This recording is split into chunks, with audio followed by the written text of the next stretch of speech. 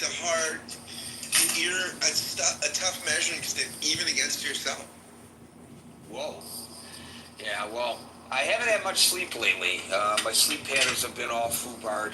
But yesterday I actually went to Brooklyn for a presentation at the Avenue N Jewish Center, which is a synagogue, its name. And holy cow, it was unbelievable how arduous the trip was there and back.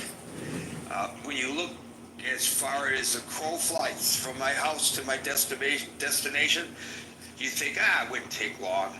No, no, no, no, no, no, no, no. Transportation is always a challenge in the New York area. Welcome everybody to the Critical Thinking Forum. Here are the room rules. We're here Monday through Friday from 5 p.m. to 6 p.m. New York time. Top of the hour, I will toss out my opening salvo, which hopefully will encourage you to participate. And if you wish to, just raise your hand and come up onto the stage. You can wait until something is offered on the stage, which prompts you to want to join us up here. Or if you wish, based on the topic and anticipation, you can come up now, as has Steve, and welcome as well to Alan to the stage. Generally speaking, after people speak, they're removed from the stage to the audience. This is not punitive in nature, but only to make it possible for me to maintain the queue. I call people in the order in which I see them, which may not coincide with the order in which you see yourself on the stage. So if it appears I've skipped over you, just be patient. I always get to everybody who is on the stage. Since we are here from 5 to 6 p.m. New York time, at about 5 minutes to 6, we will no longer be inviting people onto the stage. But if at the 6 o'clock hour you are in queue, we will go into extra time to give everybody an opportunity to speak. Unlike many of the other rooms on Clubhouse, in the Critical Thinking Forum, we endeavor to speak one at a time and not to interrupt one another, and we treat each other with a degree of decorum and respect, even when we vehemently disagree, and for that, I thank you in advance. Welcome to the Critical Thinking Forum. Welcome to the stage, Brent, with your pretty puppy on your screenshot there, your profile pic. We are less than a minute away from starting precisely at the top of the hour. Somebody else wants up here. Synergy and Rep John. There you go. Welcome. Yeah, there's an interesting, before we all get started, interesting piece. I just called the little brother. Apparently there are no such cuts to NOAA funding. He gave me a document to look at. I think there are, and I will delineate that. But if you want to challenge that, feel free when it's your opportunity. I think that's probably what I'm going to do, because he's been working on the big, beautiful bill for the better part of 2 months. This is not the big, beautiful bill. This is something that takes effect today. Okay, we're seconds away from the top of the hour. Welcome Alan to the stage as well. And John, who I think I welcomed before you got up here. We are now at the top of the hour. Welcome to the Critical Thinking Forum. We are here Monday through Friday from 5 p.m. to 6 p.m. New York time. And today's topic is the hurricane data and food bank cuts good public policy. And you may wonder why, when the food bank cuts occurred some time ago, we are talking about that along with the hurricane data cuts, which take effect today.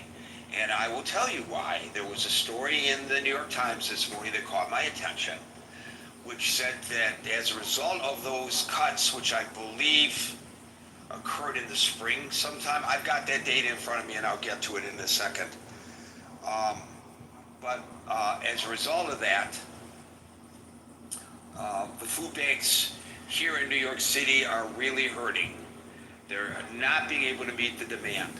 And so I actually posted that to the chat, which is linked above, this morning. And I asked, maybe rhetorically, I'm wondering whether this affects other cities around the nation And so that prompted me to do a little research today, and the answer is yes, it is not unique to New York. So while we have one issue that is current, the other one is current in the sense that it is continuing. So let me, and I'm glad that Marshall jumped in there in advance because maybe there's a misconception. These cuts to the hurricane data information, they are Defense Department satellite data cuts. And they have absolutely nothing to do with the big, beautiful bill that is being voted on in the Senate today and was voted on earlier in the House of Representatives, which is something that we will obviously be getting into after the vote. But what the Trump administration did is they pulled the plug on the processing and distribution of microwave data, and this is a little technical, and I'm going to try to say it in non-technical terms because I don't even understand it from a technical standpoint, but from 3 satellites that are jointly operated by the Defense Department and NOAA. And the data includes these special sensor microwave imager sounder information. So basically what it does is that it peers through the clouds. So the issue is that at night, that's the only way they can really see like the eye of the storm. When the storm is well offshore, it's too far away for the hurricane hunting aircraft to fly into the center of it. And at night, otherwise you really can't see what is developing. So the whole idea is that if people are in the potential path of a hurricane, you want to give them as much reliable and advanced information as possible so that they can make the decisions with as much information as possible to be armed with on whether or not to evacuate or whatever decisions they think that they have to make. The earlier you start giving people information, which we know historically changes from hour to hour sometimes, much less day to day, but as much information as you can give them to give them an idea of what the potential strength of a storm may be is really paramount towards saving lives. So the experts are warning that there will be a degradation or degradation, I think is the proper word, of data as a result of this. Nighttime blind spots, and along with this lack of use of this data are layoffs among NOAA. So there are fewer people to analyze data today than there was yesterday, because this takes effect today. And by the way, it's not just, I didn't know this until I started researching this, the satellite information, but it's weather balloon information as well. They are reducing the number of weather balloon launches. Now, with regard to the food banks cuts, the USDA, under the president, canceled or paused more than $1 billion in funding across a number of food security initiatives. The Emergency Food Assistance Program, which sent truckloads of food to state and local warehouses, and the local food purchase and farm to school grants. Those supported school lunch, fresh produce via farmers. Those were cut as well, substantially. So, as I said early on here, what prompted this was the New York Times article, which was about the food banks in New York that are struggling. I decided to take a deeper dive into this. In Virginia, and these are just, I'm just going to list a handful of them. There are probably more, but you get the idea. In Virginia, the Blue Ridge Area Food Bank lost nearly $1.5 million in funding. In New York, in Washington, D.C., the Capital Area Food Bank had to cancel 670,000 meals. Nearly $3.5 million pulled from Massachusetts. Funding cut in half in the Hudson Valley of New York State. In Nevada, the Food Bank of Northern Nevada lost £1 million. This is how they're assessing it in meat and dairy. That bank serves 160,000 people, which is up 76% from before the pandemic. Houston lost 11 million. 60 fewer USDA tractor trailer loads monthly. 15% of the budget gone. More than 200 seniors no longer can get. What they're saying is 200 fewer seniors a month who got food from that food bank are getting it now. 1 million meals lost in Delaware, and in Tampa Bay, 20 million meals lost to the food bank. So, of course, the government has a response to all of this.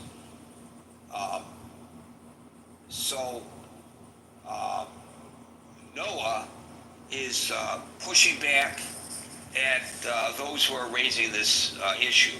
They are claiming that discounting the ingestion of the DoD microwave data is simply part of a standard process of data rotation and replacement. And they say that other satellites are providing microwave sensing. The experts say no. The reporting on the experts say no, but this is the government's position. And as is notable about the Trump administration, when there's a conflict such as that, it's the fault of the media. So NOAA is accusing the media of sensationalizing the issue and fueling unnecessary panic. As far as the USDA programs, the USDA, I went to their website, they're describing the process as a rigorous line-by-line review. It's designed to remove spending that, according to their website, is, quote, contrary to the needs of ordinary working Americans. And programs that are tied to, quote, radical gender and climate ideologies.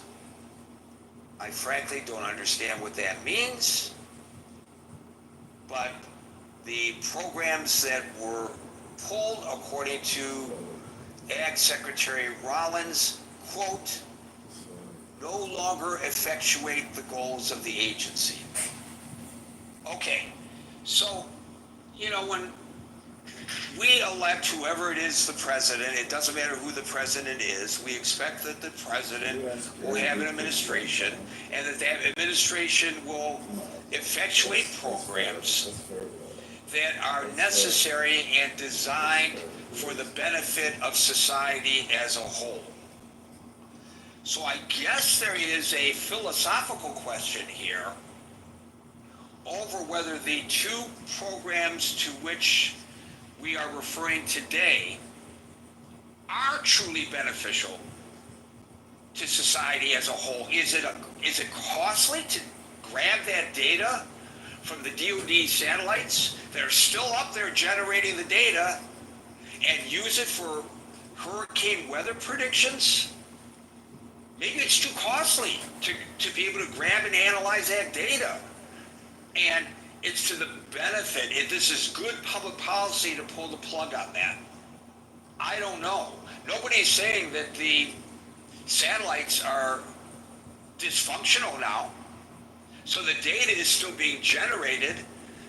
But maybe there's something there that I'm not seeing because I'm influenced by the news media that is sensationalizing this issue. I will just say, in fairness to my brethren. Every story that I've seen on this, it's not, quote, the news media, close quote, sensationalizing. It's the experts that they are interviewing, meteorologists, former NOAA employees, I guess, who are sensationalizing this. In fairness, if it is an exaggeration of the threat, blame the people who are being interviewed.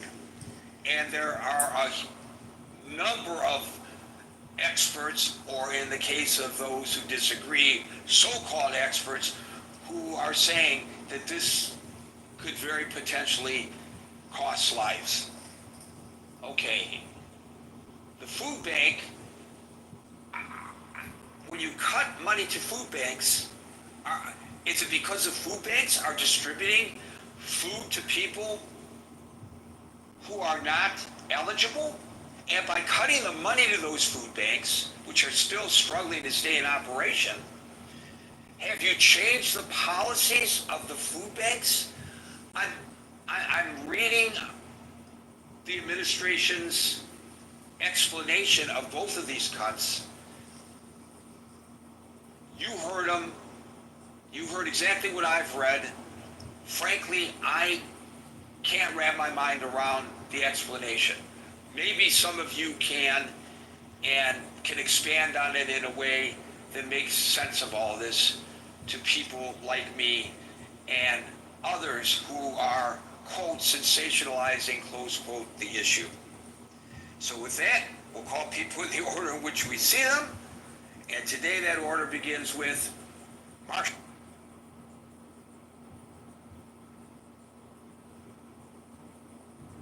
Marshall? Marshall. I am right here. All right, come on. Go, Marshall. No.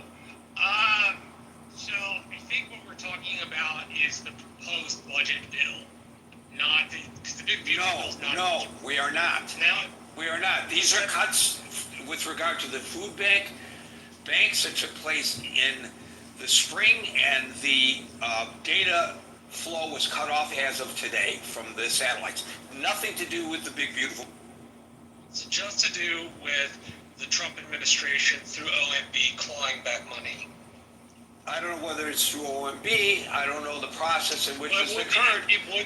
It would be through the office. Okay, but whatever, the clawing back money is accurate, I guess. I don't know whether money is clawed back with regard to the satellites, because they're still up there generating the data, although they did lay off some people in NOAA, so presumably those were the people who were analyzing the data. Maybe we didn't need them, nor the data that they were analyzing. I can't imagine that that's a major cut to the budget, but anyway, yes.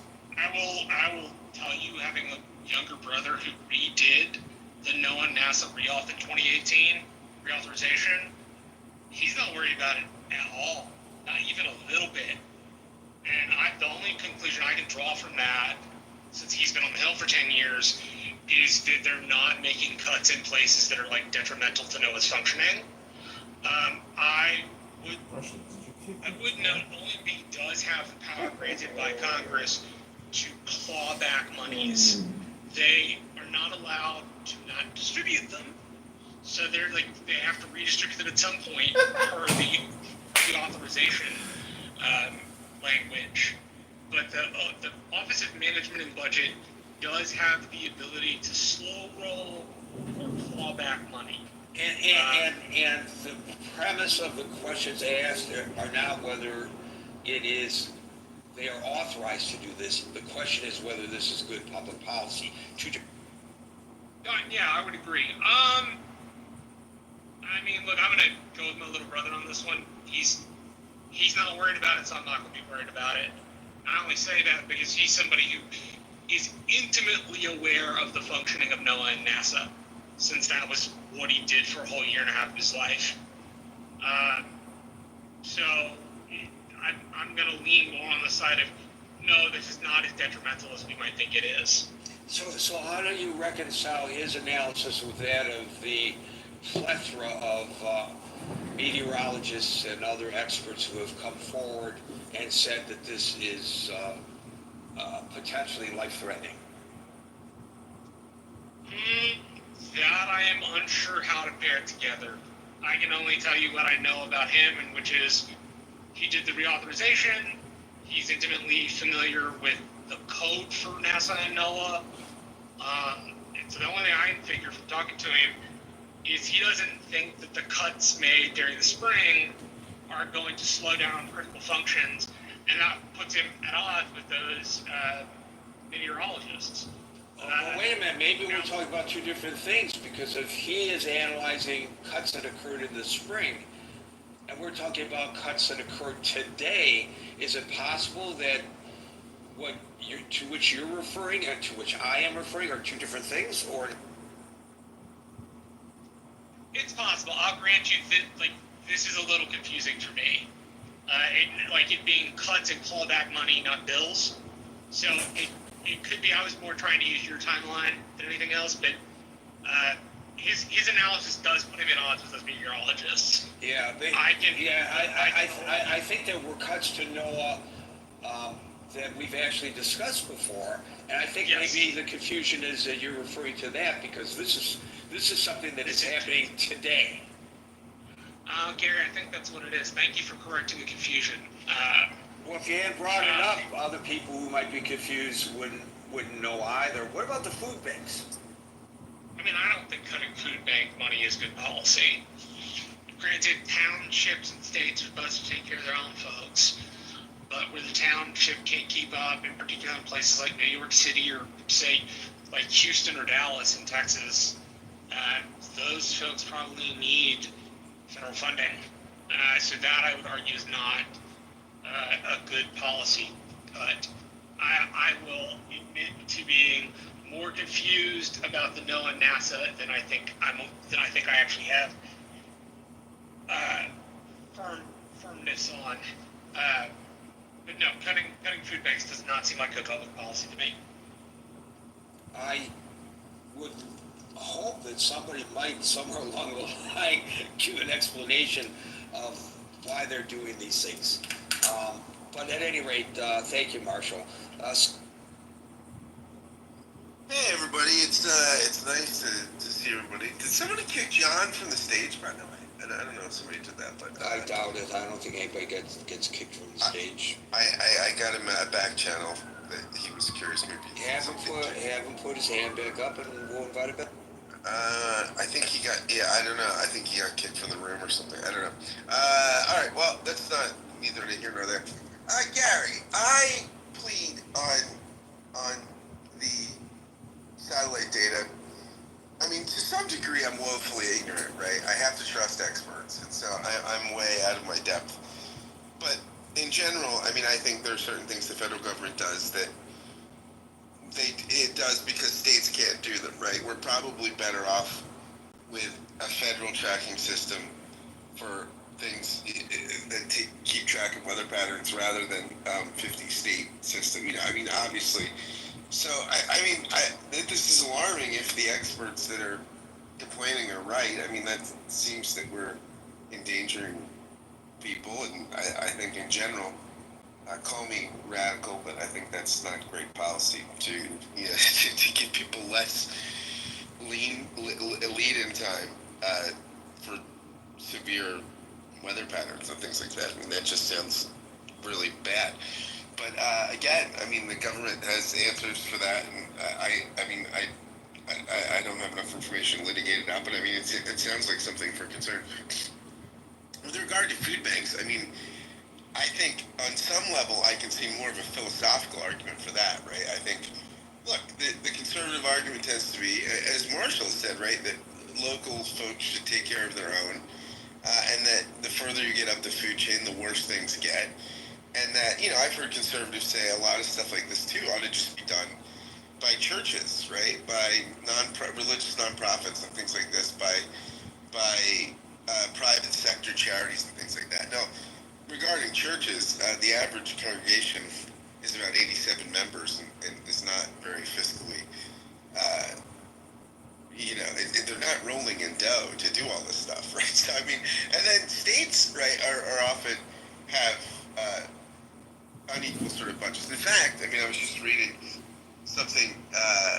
from Time that was, and this is, not the first article like this I've seen where the data is basically largely the blue states subsidize the red states, right? So, I mean, the blue states tend to pay much more into the federal government than they get back. And so it's just interesting, right? The conservatives, the red states who often are saying, hey, government's not a great thing, government is, big government's a big problem, are happy taking subsidies that come from these godless, liberal blue states. So, I think that philosophically, though, I mean, you could argue that the federal government shouldn't be providing food for people, right? That this is just something the federal government shouldn't do. I mean, you could make an argument, I suppose, if you're a small government conservative, that this was nowhere in the vision of the founders, or that we'd have a federal government that was doing food distribution.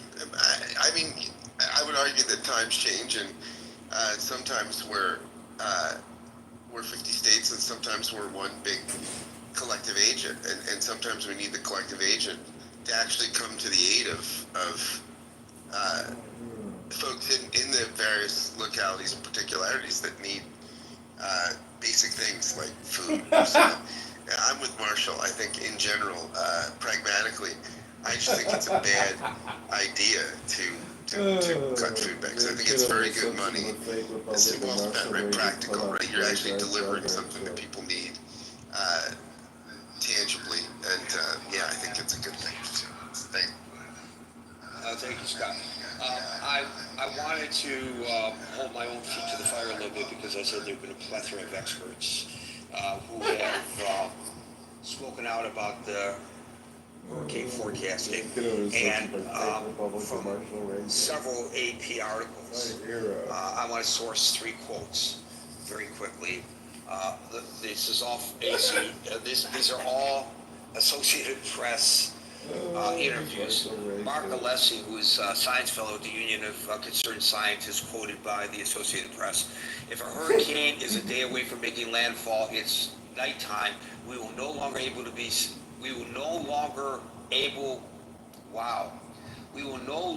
be able to say this storm is definitely undergoing rapid intensification." Mike Lowry, hurricane specialist. Other microwave data will be available, but only roughly half as much, which will severely impede and degrade hurricane forecasts affecting tens of millions of Americans. And the third example is Brian McNulty, quoted by the Associated Press. He's University of Miami hurricane researcher. Microwave data are all I don't know why I can't read today.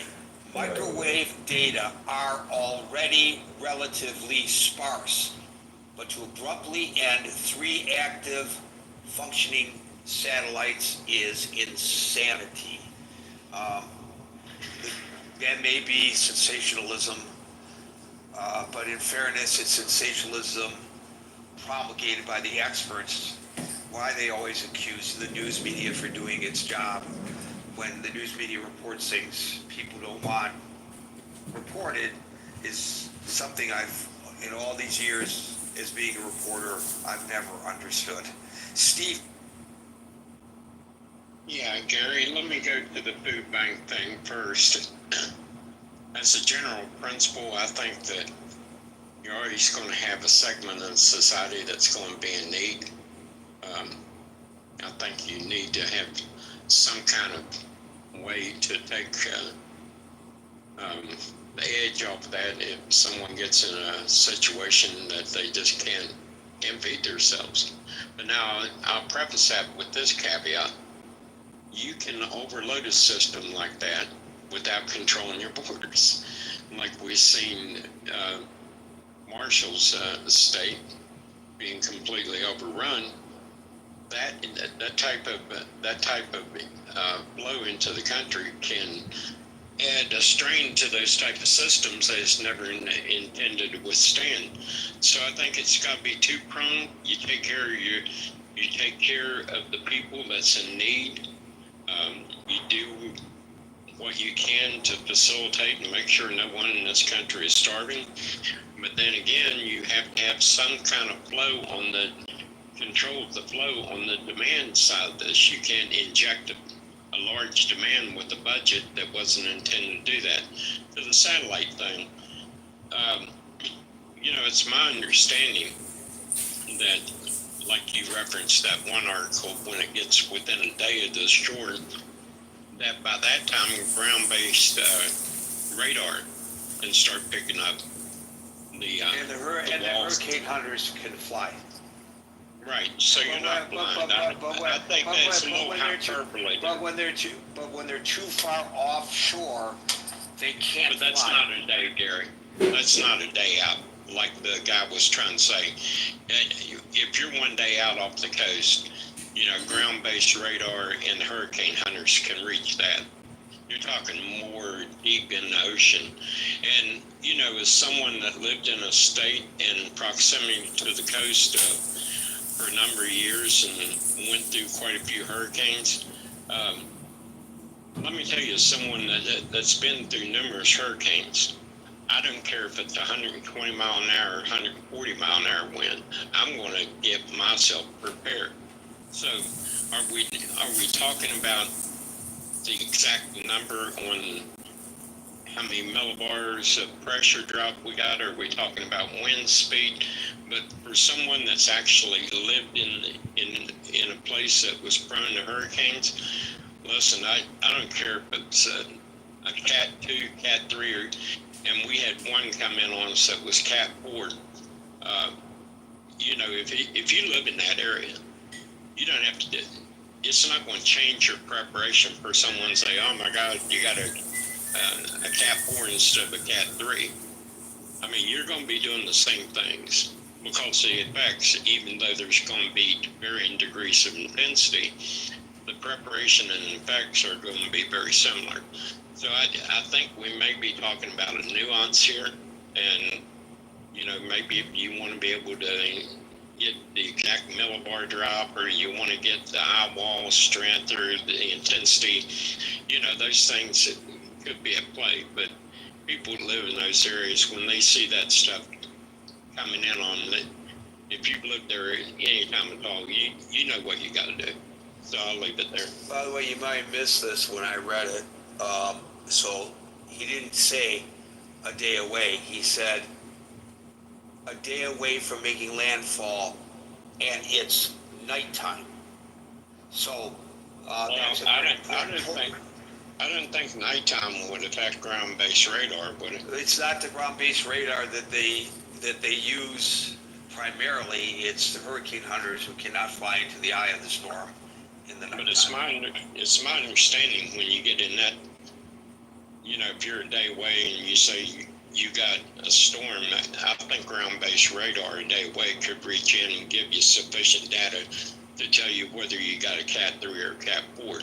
But again, anyone that's ever lived where you get a lot of hurricanes, and we're like 70 miles off the coast, so we got a little cushion from the land, but we got plenty of them. Regardless whether it's Cat 3 or Cat 4, you're going to be preparing the same way.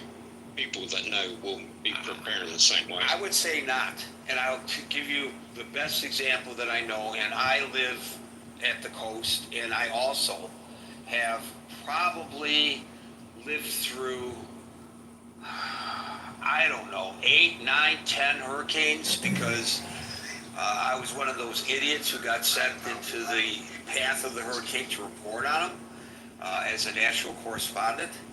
So I was there before the hurricane arrived.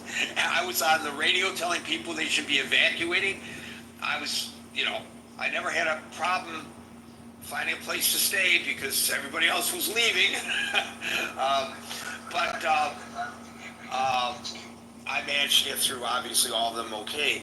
But if you look at Katrina, which I covered, that was a massive freaking hurricane. Massive. And we know the amount of damage that Katrina created. And we knew it was a massive hurricane long before it arrived, like at least a week, maybe more.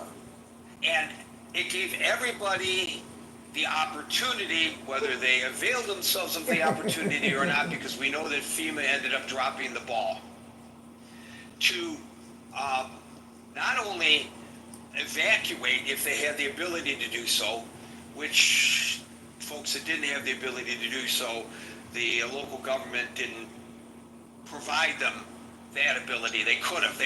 But the point was, they were given advance warning long before the hurricane made landfall, and they could have, should have, would have taken the proper precautions. And I'm not just talking about individuals. I'm talking about utilities. I'm talking about people who could help with evacuations. I'm talking about pre-positioning emergency response after the hurricane arrives. They knew how many, they should have known. They dropped the ball, but because of that, Our family are not food insecure, and Womack, he put an excellent point in the chat. Like, I may not drive a lot, but you may need to drive a lot. I'm paying taxes for the roads that state and federal dropped the ball on that. The various, mainly church-based, but not all church-based, the Red Cross was in there as well, for example. But all of these disaster relief programs, they had all their people in place in advance. And I remember being there for Katrina, seeing the Baptists roll in, the Salvation Army roll in, the Red Cross roll in, and I'm thinking, where the hell is FEMA? Where the hell is FEMA? But the point is, Steve, they all had that advance information, so they knew to gear up. People knew to give their bosses notice. Hey, I got to take time off to go down there and volunteer on this hurricane that's coming in. And everybody looked at the TV and they saw that it was huge. I think the ability to pre-warn with that kind of specificity, based on the interviews that I've heard with the meteorologists, is going to be diminished tremendously. And what are we saving by not analyzing the data? What's the gain? What's the gain by doing that, Steve? Well, I'll just say this in relation to what you was talking about there. One of the things I was always acutely aware of during hurricane season in the area that I lived in, because there's some flooding areas, was the topography around me. I mean, that's just common sense. And the people in New Orleans, knowing that they're sitting there below sea level, knowing that you got a Cat 4, I think it was Cat 4 coming in on you, people like that didn't evacuate, I don't know what to tell them, because that's just crazy land. And if you're in that type of situation, and like I say, topography is important because you get massive amounts of rain off hurricanes. If you don't have some acumen into what your topography is and have some awareness of that as an individual, shame on you, because you're not doing your job as someone trying to look out for your family, and you should take precautions. I didn't need. We had I forget which one it was. I think it was in 87, 88. I can't remember. There's so many came in when I lived in southern North Carolina. I lose track of them. But, when you'd see these things, you'd start thinking, okay, where am I at? What's the chance of flooding? What do I need? What do I need to have a plan? I didn't rely on the government, Gary. I mean, I know they can be some assistance, but I think if you're not acutely aware of these things, you do a disservice to yourself. If you think the government's going to save you in that situation, hold on, because you may be in trouble. There's a really good joke Ron White tells about hurricanes. He's a comedian. And it goes about people staying behind during hurricanes. And he goes, there's this guy on South Beach who said that he did 1,000 sit-ups until he was prepared for the hurricane. Well, brother, it's not that the wind is a blowing, it's what the wind is a blowing. And if you get hit by a Volvo in your spleen, it doesn't matter how many sit-ups you did that day. I hope that adds a little levity. I think the joke is very funny. So here's the thing about here's the thing about New Orleans. It was actually a Category 5 over the Gulf of Mexico. It was a Yeah, I category. couldn't remember which one it was. Yeah, but it was a Category 3 when it made landfall. And this was a water event more than it was a wind event in New Orleans. It was a wind event too, but it was the flooding that caused the most death and destruction. Yeah, but Gary, In the ninth ward of New Orleans, which was the hardest hit ward, it's a 34% poverty level in the ninth ward. Point being, the people, I spent time on the Gulf Coast of Mississippi. People in the Gulf Coast of Mississippi, by and large, although there are poor folks there too, had the means to get out of Dodge. There were a lot of people in New Orleans that did not have the means to get out of Dodge. They didn't have transportation. They didn't have money to purchase transportation. I recall seeing a yard full of school buses, No, I was thinking of the exact same thing, Gary. and they were flooded out. The school buses were flooded out because, well, nobody thought to evacuate the damn school buses. You could have taken those school buses and used those school buses to evacuate people to higher ground and save the school buses. Two wins with one shot. But they didn't. but you know something, Gary? You know who primarily was responsible for the safety of their citizens there? It was the governor and the mayor. I said the local The state. governor I and the said mayor. the local, state, and federal level. I said all three failed. But But it primarily, I was there, and I know where the failings were, and I know on all three levels there was failure, and I know on all three levels they were pointing at the other two. I was there. I covered it. I remember all that. But the point is not how Katrina was responded to by government. The point was they had the information in hand that they should have responded in a better way than they did. Whether it's the fault of the governor or the mayor or Michael Brown, who headed FEMA, it doesn't really matter. They all dropped the ball. They all dropped the ball. But you know, Gary. Now, but the next time we have a Katrina, and if the degree of the data is such that they cannot predict with the kind of accuracy they did the intensity of the storm, well, we won't be able to blame them for not doing their job because they didn't have the information at hand. So it's it's great for them. They don't have to do their. No, I'd say this. I'd say that conventional radar could give you an indication of how severe something's going to be as far as the rain, wind speed. I think you're talking about very minute details within the forecasting, and the bigger picture of what's coming at you. You know, if you get a Cat 3 or you get a Cat 4 and you know you're going to get a lot of rain off this thing, you always do off hurricanes, and you know you're in a low-lying area, topography-wise. I mean, you don't need precision there. You just need a little common sense. Hey, it's time to get out of a place that's going to turn into a pond and call it good. But I'll leave it there. Steve, we'll go to. All right, so just a few comments. One, Marshall, I love hearing about your brother, but Probably shouldn't reference it so much. no, it's fine. I'm just saying, like, I think you might be overreading, how much to kind of buy into what a congressional staffer thinks.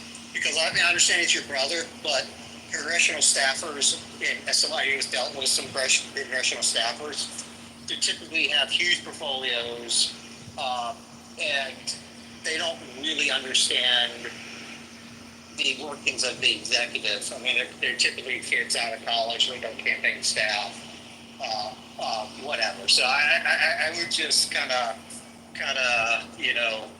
state that Yeah, not put just it to kind of think about it. That makes sense. Yeah. As far as this data, New York Times does some really interesting reporting on cuts in NHH or essentially health studies. And what they essentially came to is they kind of looked at all the grants and studies they were cutting at universities, and they figured out that they're kind of doing a control find and looking for words that they don't like. Diversity. They cut a bunch of grants out of a pool of money where the researcher was, disabled or whatever in studying, whatever. It's haphazard. They cut science. It's very bad. My thesis on this hurricane data is essentially the same thing. There's somewhere where the satellite's going to kind of collect climate data. It's going to track it over time. And that's super bad for this administration. And that's why what Marshall was talking about, the big beautiful bill, that's budgeting. This is essentially OMB cutting the rug on this data collection. It is terrible public policy. And this is why. Steve talked a lot about how you don't need a lot of data and you don't need all this nuance and all this stuff to say why. In actuality, you do. If you go back to the 1900 Great Galveston hurricane, it killed around 12,000 people. Why did it kill around 12,000 people? Because nobody knew it was coming, and it just hit them out of the blue. We have made great strides in hurricane prediction, and it actually does matter a hell of a lot how accurate those paths are, because as somebody who has also lived in a hurricane area, you kind of get fatigued from evacuating. And people stop evacuating every time a hurricane comes up. You tell them the world's going to end, it's going to hit you directly. The more accurate these paths are, the more data you can share with people exactly who's in danger and exactly who should evacuate. And as far as a life-saving measure, we don't know the bounty that the modern world has given, because we are in a world in which we have it so good, but we're tearing down. We're essentially tearing down what has given us that life-saving data, and it's a shame. And all because, and my thesis would be, they're going to dare collect some data that might support that the global climate is changing. I think it's short-sighted, and I think it's kind of dumb. By the way, nobody is, as far as I can tell, has argued that, or publicly estimated how much the government expects to save by shutting off the processing of the microwave sensors. I can cite how much is saved as a result of NOAA forecasting, which is not just the microwave sensors that are no longer going to be analyzed, but overall. I'm looking at a news article that cites a 2024 American Meteorological Society study that estimates that for every $1 invested in NOAA forecasts, $73 are saved. And I see another analysis here that says that advancements in predicting wind speeds, which rely on data that includes microwave observations, not exclusively, have generated about $5 billion in savings per hurricane. Now, I'm just reading the top of this analysis. I'm not going to get into the details of it because it's just, I don't have time to read it. You don't want to hear me read it. But just suffice to say, there are great savings to be made to insurance payoffs potentially, to lives potentially. I don't see a justification for doing this. I don't see how we're saving any money by doing this. Well, just to add to that, this sort of science subsidized is the sort of lifestyle people have come to expect on the coast. This, along with federal flood insurance, is why you can have the built-up areas in Florida and don't, have a Galveston, Texas every few years. And to just kind of rip it down and say the nuances don't matter, it doesn't matter that the meteorologist can tell you if a storm's going to hit Tampa or going to hit the Panhandle. That stuff matters a great deal in getting people out of danger. The accuracy of those tracks, the accuracy of those wind speeds, help cities like Tampa know when to evacuate and how to evacuate and how much to evacuate. And it's just the height of stupidity to just tear this down because of a big boogeyman that I suspect is climate change. Well, that may or may not be the motivation for it. That's an interesting proposition. Thank you, Brent. Alan, you're up. Good. How are you this evening, Gary? I'm good. Sorry I didn't give you a heads up, but That's okay. You already noticed it, so.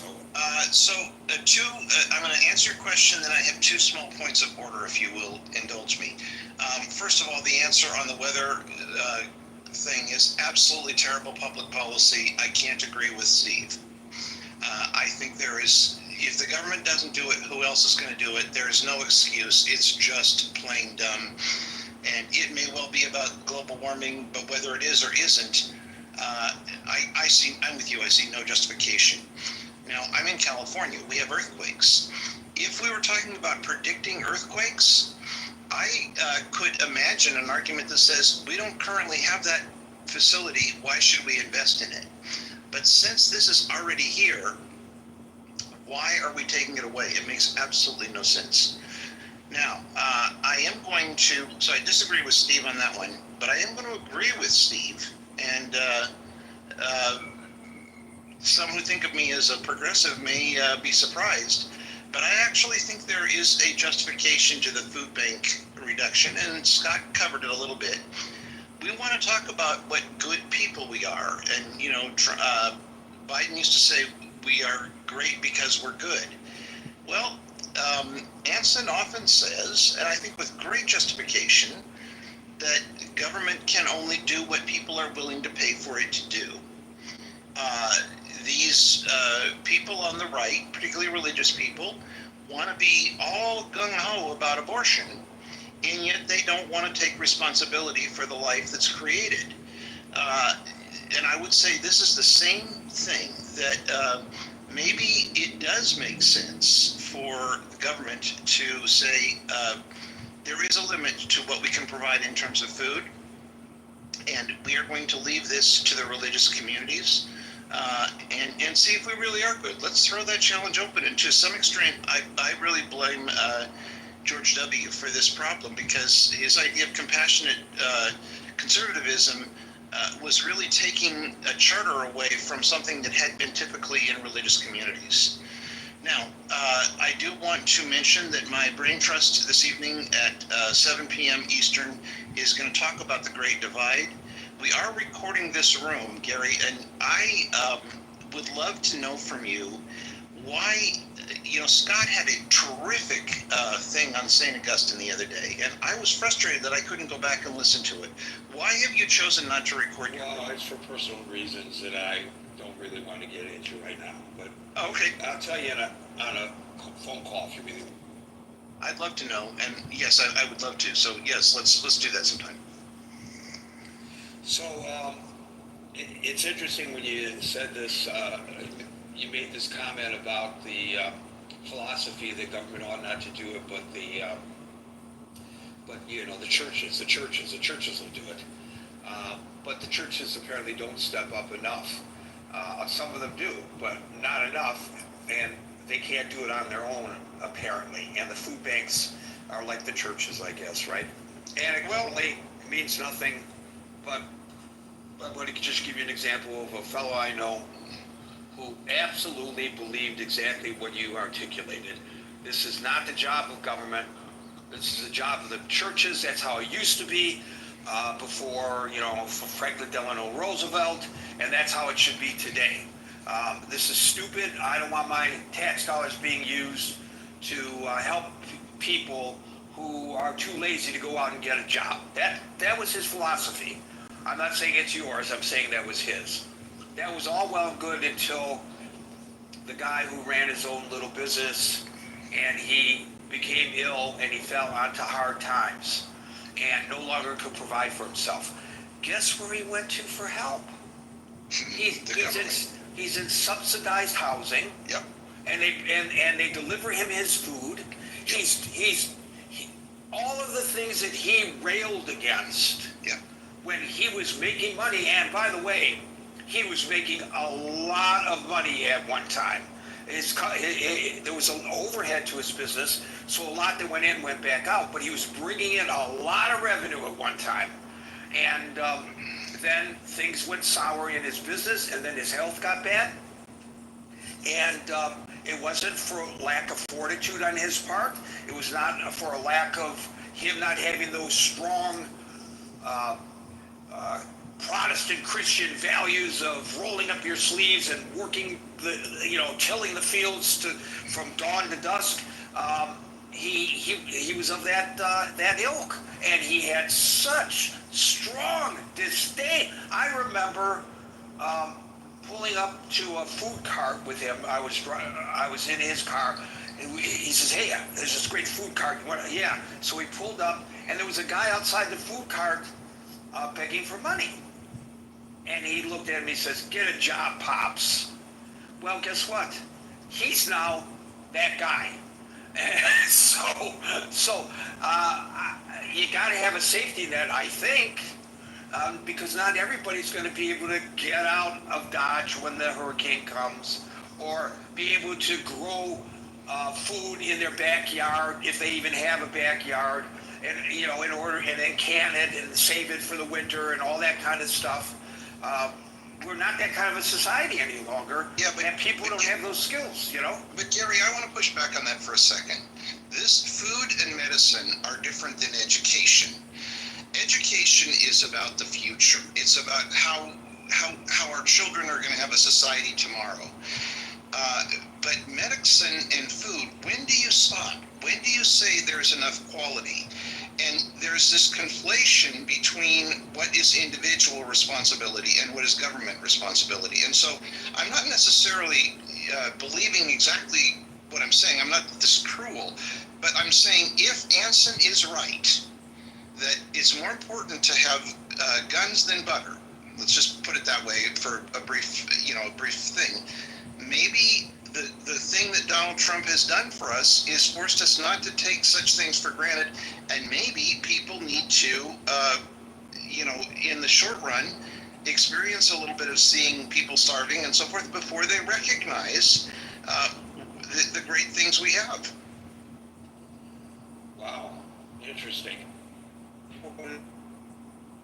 And by the way, we're at 5:55, so we won't add anybody to the stage, but everybody on the stage will get an opportunity to speak.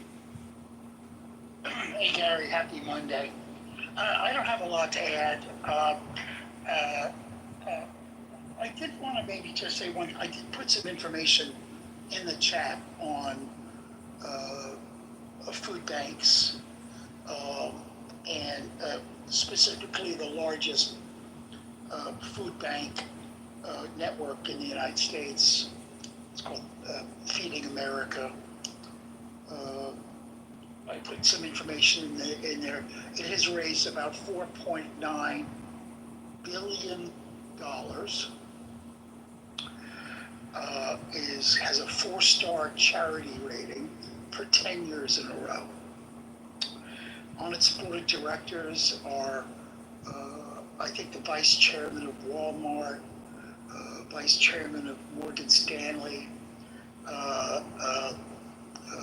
Fortune 100 type people, all supporting food safety here in the United States. Feeding America takes $0 from the federal government. It's 100% privately funded. And it does partner with SNAP and other USDA or programs. So I just wanted to put a word out there in support of the kind of work that is being done, Gary. Long Island, where I live, has a food bank established in 1980 by former singer Harry Chapin. I don't know if you remember him, Gary. Of course. Okay, so Harry started the food bank, and I have been lucky enough to have founded a food pantry, which is aligned with the food bank. They provide us with distributed food. All of these organizations are privately funded. All the ones to which you refer. To which I refer and I know of, which includes other communities on Long Island and whatnot, food pantries, run by, in my case, local citizens who volunteer, sit on a board of directors, that hand out bags of food on every Tuesday afternoon, and do that kind of work. Do that kind of community work. So I just want to put a word out there for those guys who do that kind of work all across the country, who are privately funded, and have been doing so, well, let's say 1980, yeah, well, that would be like 45 years. A long time. So there's a lot of work that's being done. The government, USDA and SNAP are programs that the federal government funds. But this other work is equally important, and I wanted to make a point of it there. Thank you, Dominic. So when I was in Detroit, I participated as a grunt in the Meals on Wheels program, delivering food to shut-in seniors in Detroit. And I never thought about who funded it. So as you were talking, I looked it up. So that particular program receives about 35% of its funding from the Federal Older Americans Act Nutrition Program that's administered through the state. But it goes from the federal government to the state and then down to the Meals on Wheels program, and then the meals get loaded up into my car and I deliver it to the old folks' homes when I was there. So I have no idea whether the spring, I've not been in touch with those folks in decades. I don't even know who those folks are now running these programs today. But it would be instructive to me to find out whether their ability to service the senior community in Detroit has been diminished by the spring cut. I mean, this is the thing. It's always the damnation is in the details. So now we're getting into the nitty-gritty of things. And I would just make the quick point. I would just to complete my point first, Dominic, I would be very upset based on my personal biased history because of my alliance with that program if I heard that, of course, those folks that I was delivering meals to are no longer around, but the ones who are now, who were younger then, obviously, I would be very upset if I learned that the Detroit Meals on Wheels program, to which I was a part, was no longer able to feed as many senior citizens as it did then. I can't see how anybody could say that those people could fend for themselves, nor that we should turn our backs on them. But go ahead, Don. I was just going to make the distinction between prepared meals, which is what you were talking Yes. about, which is completely distinct from food banks and food pantries. So I just You're talking about Meals on Wheels, right? the devil's in the details. You know, Dominic's on I am, yes. Okay, I just want to make sure I was tracking. You're welcome. I'm gonna check further to see whether the program that funds Detroit, the Older Americans Act nutrition program, was cut too. So, like I said, we're getting into the nitty-gritty. Agent, you're Sorry about that. How are you, Gary? It's good to be here. well, now that I'm able to put a complete sentence together without stumbling, I'm doing fine. A little earlier, not so good. It's good to be with you. I'm not an expert on these cuts that are happening, but I'll tell you my insight. The food bank thing, I don't know enough about it. I volunteered at some food banks. I'm not quite sure how important the federal funding for food, I mean, it seems pretty high level. And, you know, I know they talk about food deserts and so forth, and I think there's a big problem with the nutrition, and I know Robert Kennedy's trying to address, you know, us not poisoning ourselves with sugar and chemicals and hormones and all kinds of things, but, you know, I don't have, no one's dying for lack of calories at the moment in the United States. But on this hurricane data thing is interesting. I saw a headline the other day about AI being used to do weather prediction now. And this is, I think, being pioneered by some of the big tech companies. And if we're talking about cuts to federal funding for infrastructure or analyses or personnel or so forth to do with weather, data gathering and analysis, I have to wonder for a second. It's like, how many satellites in near Earth orbit now do we have? I think it's in the tens of thousands maybe, or it's at least in the thousands that, for instance, just SpaceX has in orbit. Amazon has a new program, they almost hired me, for putting the same types of satellites in orbit.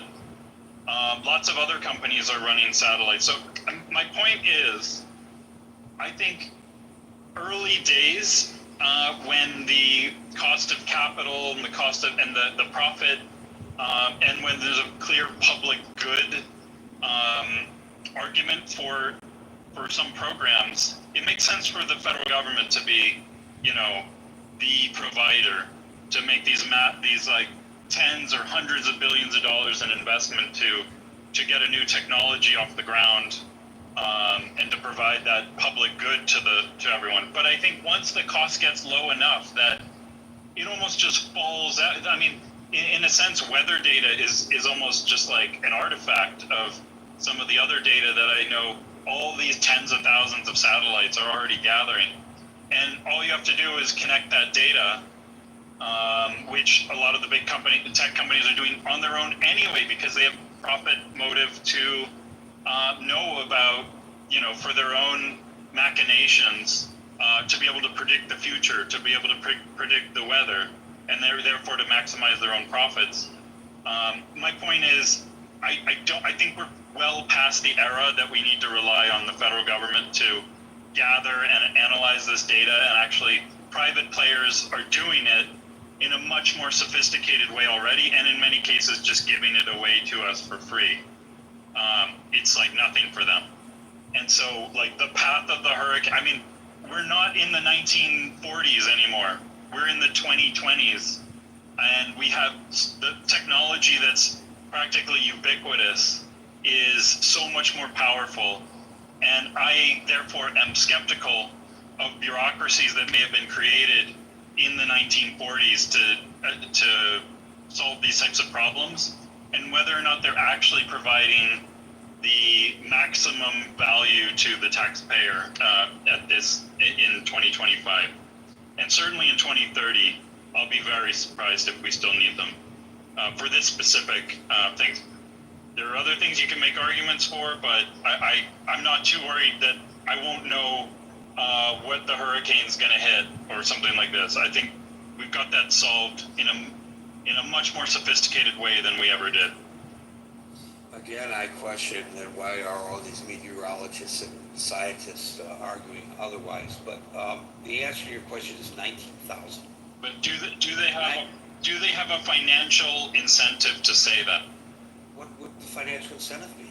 If they're a meteorologist who's getting one way or another getting federal money into their pockets. Yeah, but that's not exactly that investment. Don't get me wrong. As I said, my young brother's not too concerned about that, at least from his vantage point.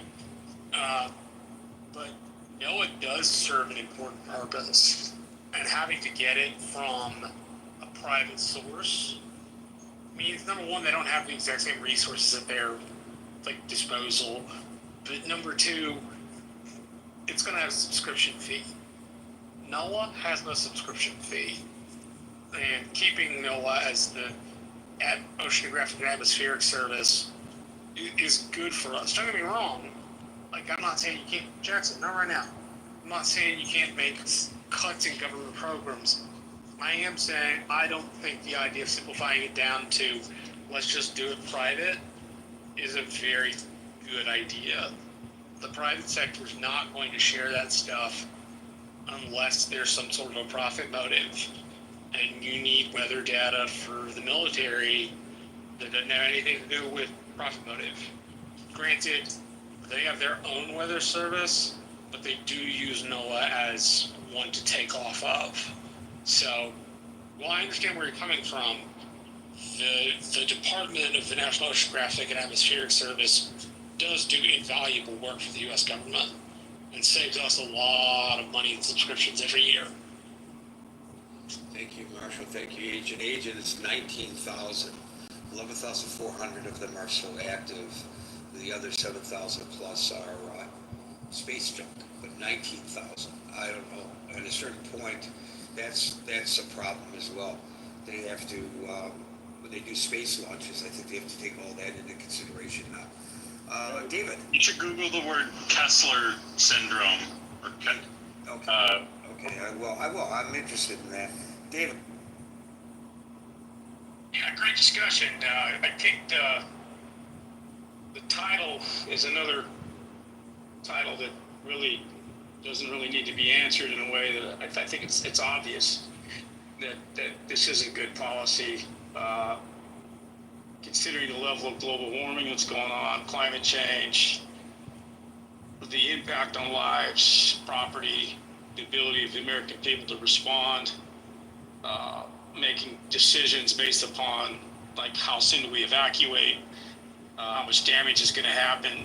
I think there's a whole host of things that the government provides that can be monetized on behalf of the taxpayer, and just basic good safety policy. We talked in the room about the FAA and air traffic controllers. I mean, it's just good policy to have seasoned, experienced people manning the ship, manning the air flights, without any downtime, without any question, without any private sector gap filling that may not have the same incentive to do the job that the seasoned professionals and government workers have.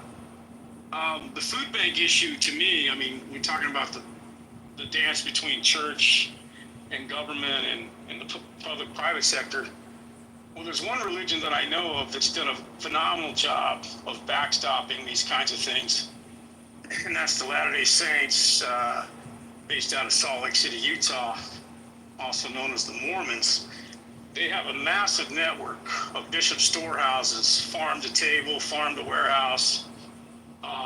They've got reserves. When Katrina happened, they deployed hundreds of volunteers and food and whatnot to the sites faster than I think FEMA was providing it at the time. If we recall the confusion and all the stuff that was happening there with regard to delivery, and we had George W. telling Brown he was doing a great job when he really wasn't. But the Mormons learned from the Great Depression, and they've also learned from a history of being outcasted by the United States government, which forced them in the state of Utah.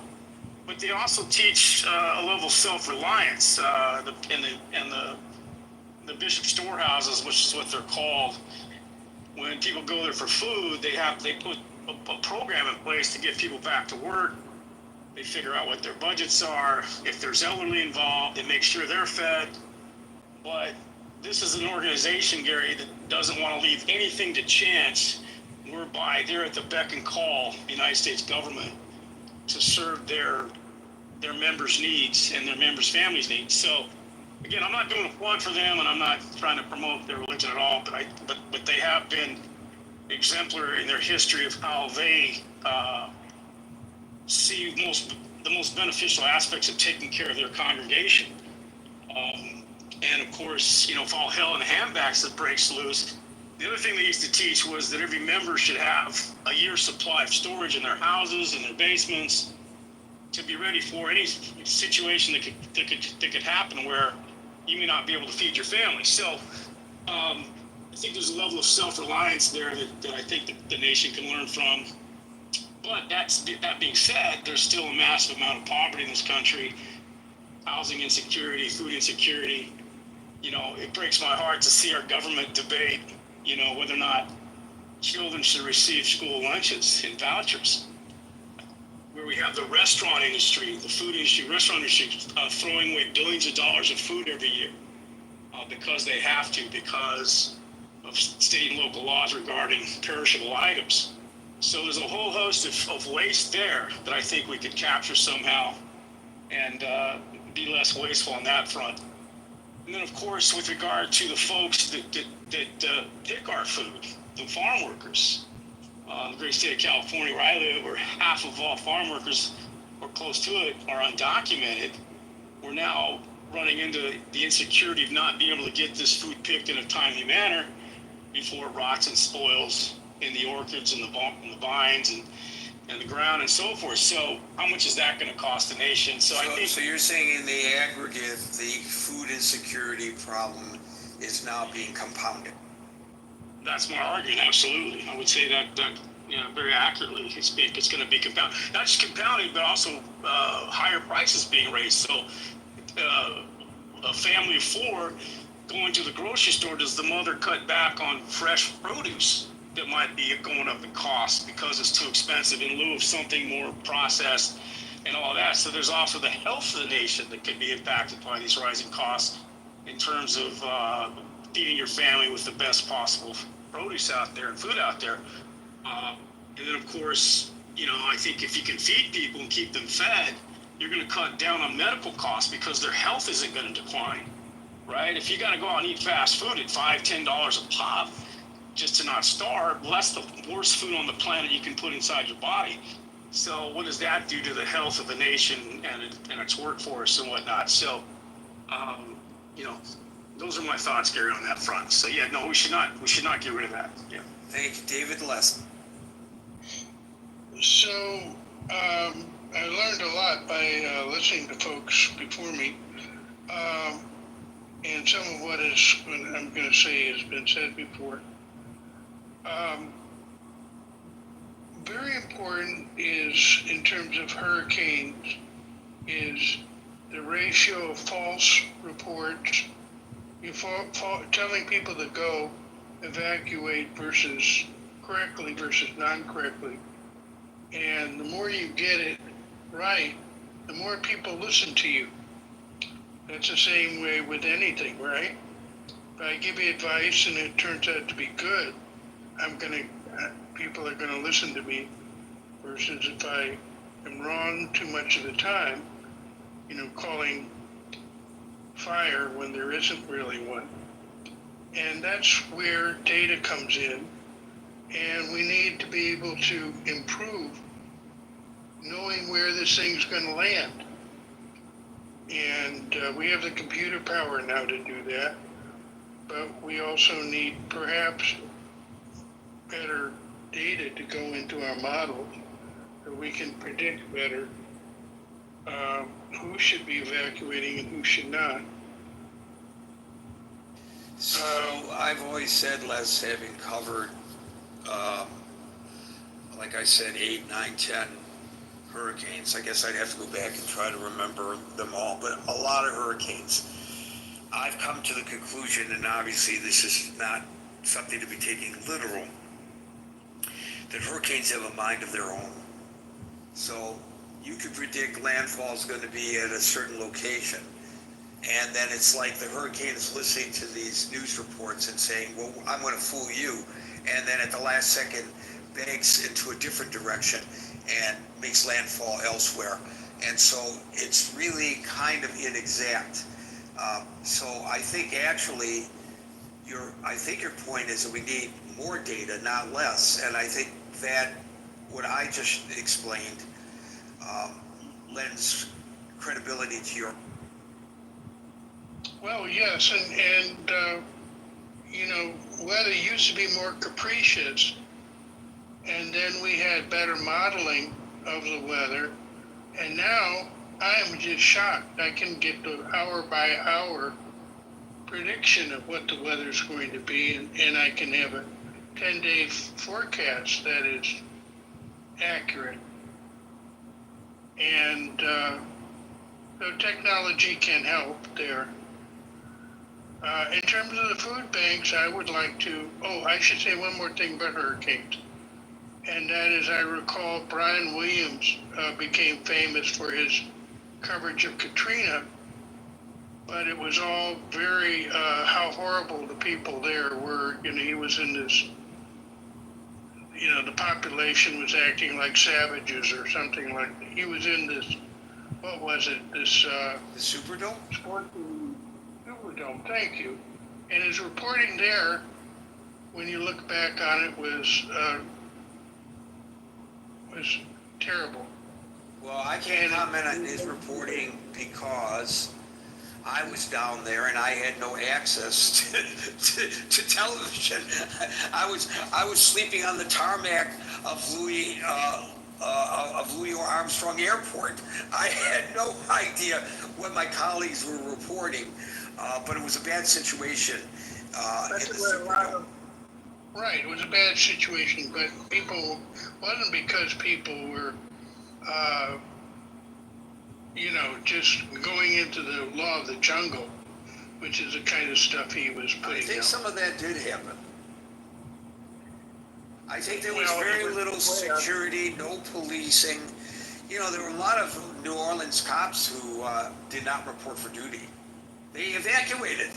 You know, so there was a shortage of cops. It was really an extremely chaotic situation. I can't even begin to describe to you how chaotic it was in both the Gulf Coast of Mississippi, where I was, and in New Orleans, which I was there for 3 weeks. So I'm very familiar with there were no landmarks in some cases. Yeah, no street signs. Chaos, but there it was unbelievable. And he was just reporting on speculations that turned out not to be true. I'll have to go back and see that because I did not hear that information was inaccurate, but it might have been. But go ahead on the food bank. And I would just like to say, in terms of food bank, out here, well, I think a lot of places, a place called the Second Harvest, and it's the idea of gleaning. You have food that, you know, they take off the shelves for one reason or another. It's still good, but maybe there's too much of this for the demand or whatever. And also the government used to subsidize the prices of some commodity, and then that food was distributed through these food banks as well. And you know, the companies do it because they're nice, but some folks also do it, and this is not bad, but there are, the government subsidizes it by having a tax write-off. So it is costing taxpayers in the sense that somebody's got to it either increases the deficit, so either you got to pay more taxes now to make up for it, or your children will have to pay it in the future. And it's not a bad system, but I'm just saying that we are, the government is paying for it in the sense that these companies aren't paying what they would normally pay for all the government services. They don't have to pay the same tax rate that they would have paid without the write-off. So Les, I'm looking right now with regard to the Superdome, and it's really ironic because, as I said, I was there, but I was never in the Superdome. So I was unaware of whether the reporting was accurate or inaccurate. You're absolutely right that it was inaccurate. It's all been debunked subsequently. There were two investigations, one by the New York Times and a review by the LA Times, that found that the more sensational claims were unfounded. There were no sexual assaults, but sexual assaults were reported. There were no gun battles, but gun battles were reported. There were no multiple homicides. In fact, only one verified death, but that guy committed suicide by jumping from an upper level. There were problems there, a lot of problems. It was overcrowded. There were 30,000 people there.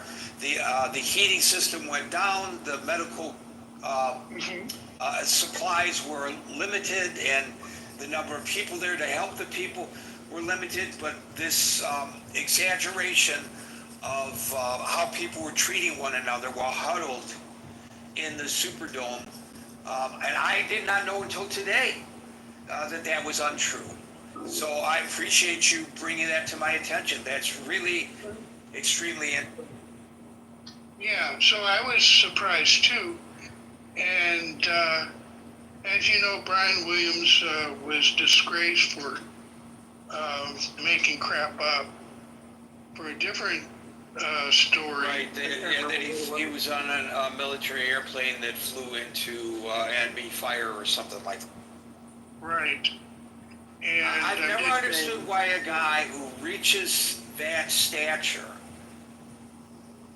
I mean, I've never understood the exaggeration by reporters to put themselves, make them, this is why you're not supposed to be you're not supposed to be the story. You're supposed to be reporting the story.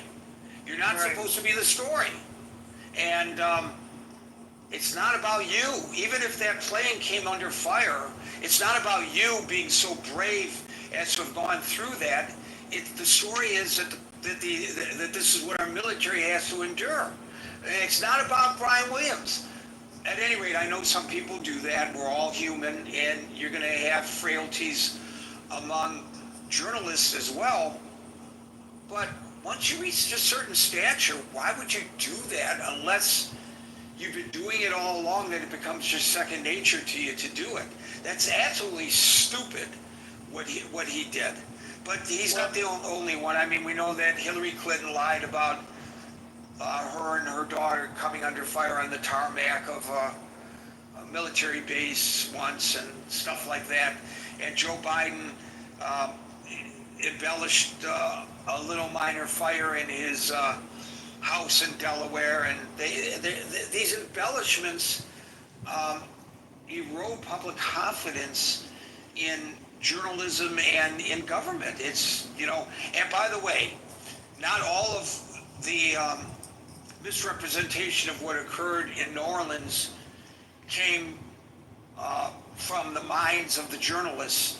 A lot of that it came from the mouths of the New Orleans officials into the ears of the journalists. So there's that. Well, I want to tell you, you asked why did Brian Williams do this starting when he was big guy. And as we just saw, that's how he became a big guy. He made up sensational stories that got him on the air. And also, he looked like an anchor. Right, yeah, right. He was typecast very well. Look, I know a guy, I'm not going to say his name, he's still in the business, but he did a story where a guy, he was reporting, and by the way, it's accurate that this was happening in Detroit at the time, that people in public would be shooting up during the heroin craze. I've seen it myself, driving down the street. I've seen people on street corners shooting up in public view. They're so whacked out, they don't care where they are while they're shooting up. I've actually recently seen it, meaning in the last, 4 or 5 years, somebody had his works out and was shooting up in a subway station in Midtown Manhattan. It happens. But what this guy did, he ended up paying these guys to shoot up on camera for him. He paid them. He paid them to shoot up on camera. And when the story came out, I think he even won an award for going into the gang-infested neighborhood of Detroit and bravely, with his crew, capturing this. And then it came out that he had paid and he got discredited. But guess what? He didn't lose his job. And in fact, he went on to bigger and better things. I would never hire a guy like that. Never. Well, you're done, as far as I'm concerned, for doing that. So I know it happens, and it shouldn't happen, but it does on occasion. I was unaware of Brian Williams reporting at all. I mean, I was there, and he was there, but I'm sure he was unaware of my reporting as well. Thank you, Les. Brian, and then Bam gets the last word. Brian. Hey, Gary.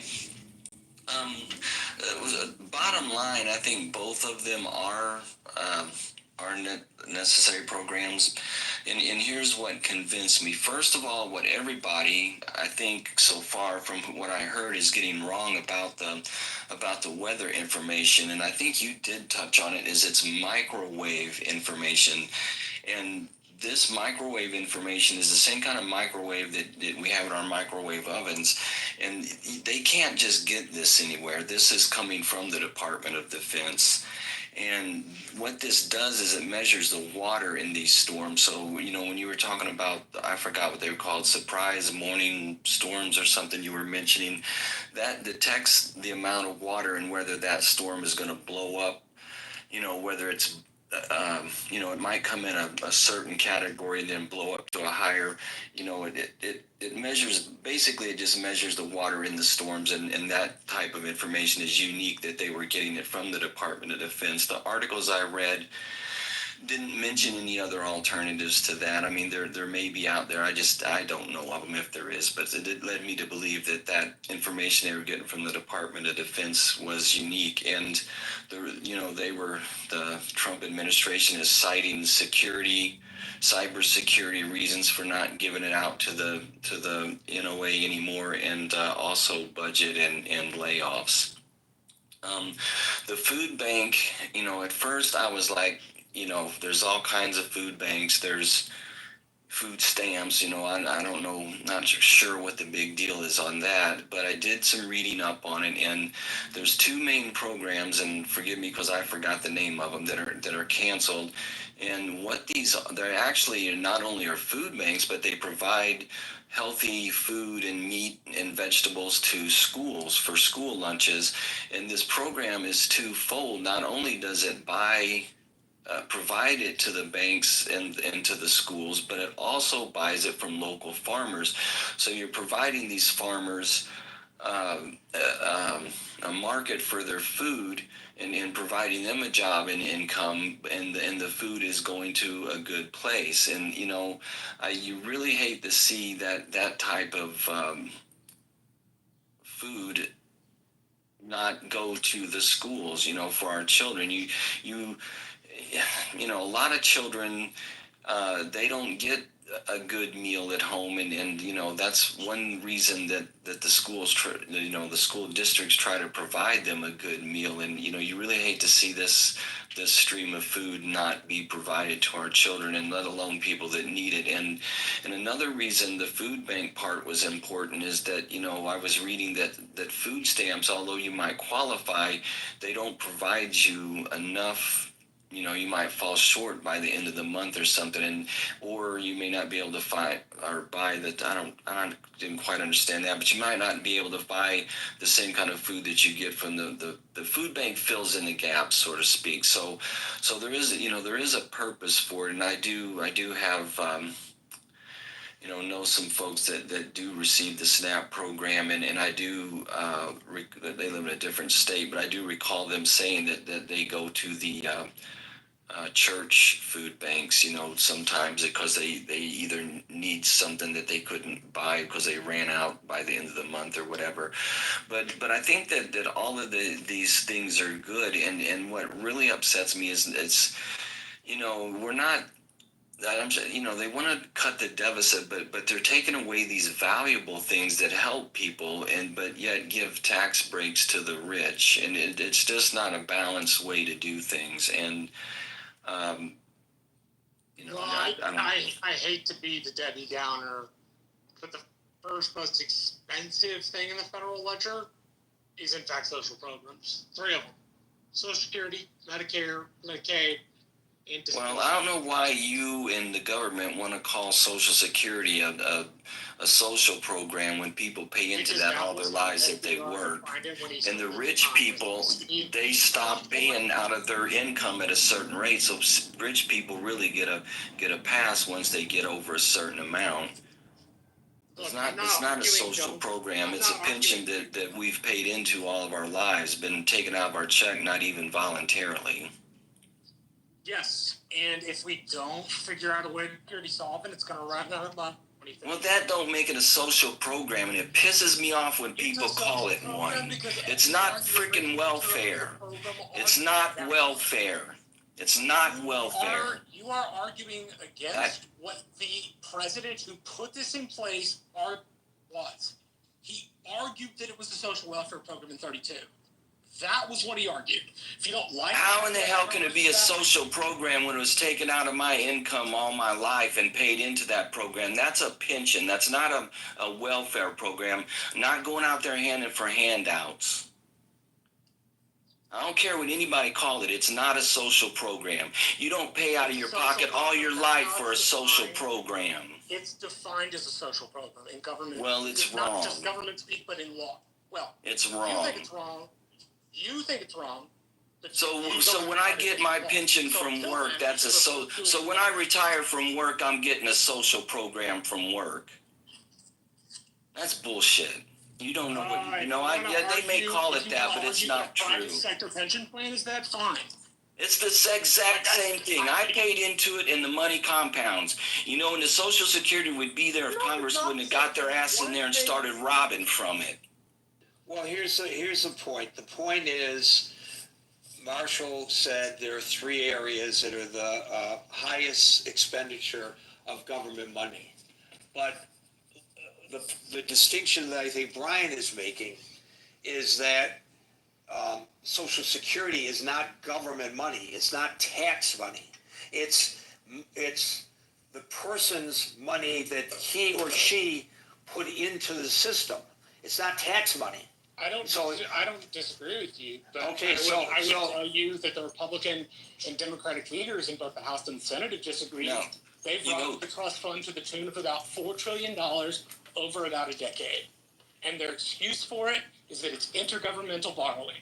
So you can rob Peter to pay Paul and make Social Security go bankrupt in 2034 because Dick Armey and someone else like Nancy Pelosi, I'm only referencing her because she was speaker for a long time, ended up doing that, right? They robbed to the tune of about $4 trillion. To put that in perspective, that is 4 World Trade Centers built entirely out of $100 bills.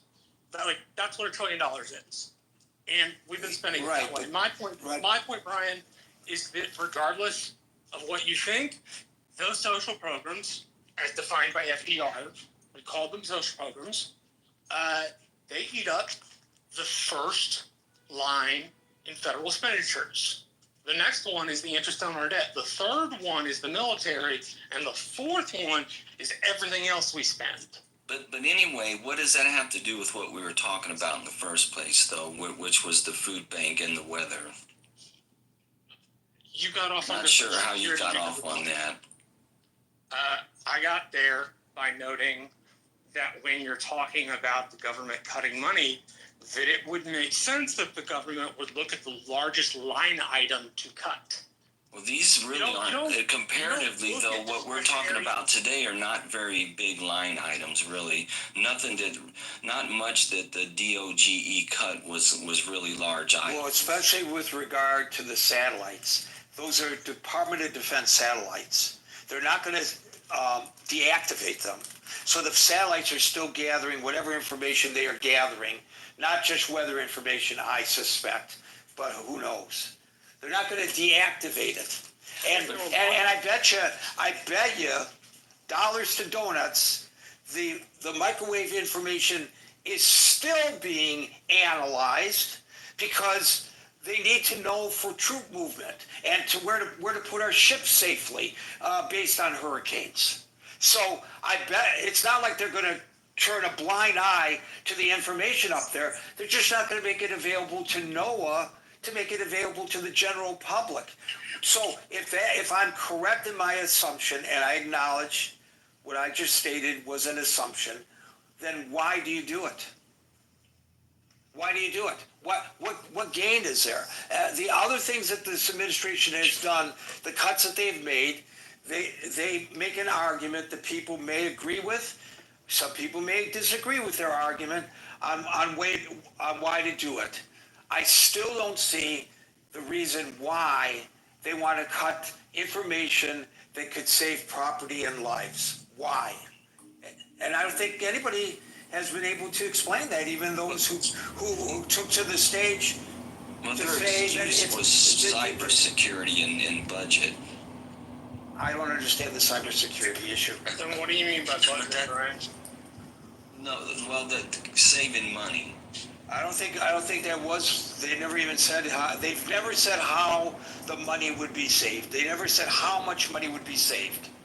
So you could say all you want. I'm doing this because it saves money. That doesn't make it so. So But that's if in the fact, reason given. So if in fact it's saving money, then is it not incumbent upon the government to explain to me, who lives along a coast, why they are trying to, where they're saving money, how much money is being saved, so that I have an understanding of why they make my life at greater risk today than it was yesterday, literally? Right. I mean, that would That's what I had. require the federal directive for OMB on why they collect back the money in the first place. It would require the government answering that question. You don't think this What I was question... going to say was I'm fairly certain in order to get an answer, you would have to submit a FOIA. I don't think you get an answer out of the Trump administration without submitting a FOIA. Well, whether submitting a FOIA would be successful or not is not the issue. The issue is, why have they not explained this to the American people? The only answer they say is that the news media are sensationalizing the issue. That's their answer. It readily explains stuff. It didn't readily explain stuff under Bill Clinton, and neither George W. Bush, neither Obama. Well, we're not talking about Bill Clinton. Well, no. My point is there are lots of administrations that don't provide that kind of rationale. That it's rather more. Well, we're not talking about those administrations today, and we won't be talking about the Trump administration. The next generation of chief executives. We'll be talking about that generation of chief executives. I guarantee you that if this forum is still alive, I will make this pledge. You can write this down and throw it in my face, that if the next president of the United States is a Democrat, and people come up to the stage when we are critiquing that Democratic governor, that Democratic president, and say, but Trump did that, I'm going to shut him up. I don't care what Clinton did because it has nothing to do with our discussion at hand. If Clinton did something, exercise the same behavior. no, it doesn't. So two wrongs make a right. No. I didn't say two wrongs made a right. I said it's the normal way the presidency is functioning. My right. Define normal. So if it's normal, we shouldn't critique it because it's normal. No, I think critiquing normal things is a good idea. Oh, okay. Then why did you bring it up in the first place? Why did I bring it up with Brian in the first place? I felt like it was important to make the distinction when talking about cutting money that one of the places one should look is at the top expenditure in the federal budget, regardless of whether we like what that means or not. So let me answer you a question. Let me answer a question based on the philosophy that you're trying to articulate and see if this holds water or if I'm totally misunderstanding your point of view. So if under President Trump, he authorizes the extrajudicial killing of an American citizen on foreign land at the hands of our military, and that is criticized. The response to that criticism should be, well, Obama did it, so it's normal. So that just shuts up all criticism of current presidents. For sure, if we're going to do that with all of the transgressions by this president, the subsequent presidents are indemnified from criticism. Indemnified, because anything a future president does, well, at least it's not Trump. Look what Trump did. Look what Trump did. I didn't say that we're indemnified, Gary. I simply think it's important to point out that the Trump administration is not unique in the way they're exercising this. That probably the better criticism is that this is the way the system is functioned as a whole and it's unhealthy overall. But that it is normal. It's a normal that we shouldn't have, but it is normal. And my point in saying that is the presidents, every president, references in legal opinions the person who was president before them. But I'm not a president. But I'm not a president, and I'm not a president. Neither are you. So okay, name one program that Bill Clinton cut without explaining to the American people why that program was cut. Name one. Medicare. He argued that he cut about 50%, but all he really did was cut about 50% of 1% of spending. And did he cut Medicare, and he did not explain why he cut Medicare? He cut Medicare, and he didn't explain properly how he cut it. Oh, properly. He cut it properly. But he did offer an explanation. He cut it and made it sound like he was cutting 50% of something. But he gave but he did give an explanation. He was disingenuous. Explanation, but yes, explanation. And so what was his explanation? Not for the amount, but for why he cut Medicare. Getting in line with Gingrich, but this is my childhood, so I can. Okay, but you brought up Clinton, not me. So that's why I'm asking you, Clinton. So he did give an explanation. It may not have been a satisfactory explanation, but he did give an explanation, right? Sure, Gary, but if we analyze the Clinton presidency, I'm absolutely 100% positive we can find areas in which Clinton did not explain things to the American public. Like, okay. I don't mistake my position for being one of one, because it's not. I don't want the world to be like that. The world is like that. I know, but Marshall, we cannot critique a current president under the cloud of, well, if we critique a current president, Marshall's going to say, well, this is normal because so-and-so and so-and-so and so-and-so did it. It doesn't mean it doesn't need reform, Gary. Then why do you bring it up? What's the purpose of bringing it up? Because the Trump administration is often lifted up as an example of a president that is unlike any other president. Nobody has said that today in the course of this discussion. So why would you bring it up then? Nobody said that. Nobody said that only Donald Trump has done something like this. Maybe they think it, but nobody has said it. Nobody's articulated. Because the emphasis has been on the Trump administration. Because the Trump administration is the administration in power and making these decisions. I don't disagree. Decisions are not simply in a vacuum. They're like, they are able to use their predecessors' reasoning for what they do. If I had my way and I could wave a magic wand, I would tell you that it's normal, but that it needs to stop right now. So are you going to bring this up every time there's a critique of the president that previous presidents did things? If it is one in which I feel like we're focusing in on the administration to the detriment of previous administrations' tone setting, sure. I don't feel like I need to bring that up every time. But if we are using the Trump administration as an exemplar of things that are not going right or should not be done, it does help to know whether that was behavior that happened to the presidency previously or whether it was not. You can then take that behavior, even if it's normal, and say, guys, this has been considered normal for quite a long time. It shouldn't be. We need to do something different. I don't see how it advances. I don't see how it advances the conversation with specifically the topic at hand by doing this. That's like saying if my neighbor is a criminal and did something that's heinous, and we're discussing it. Well, yeah, but this guy did something too, and the other one did something too.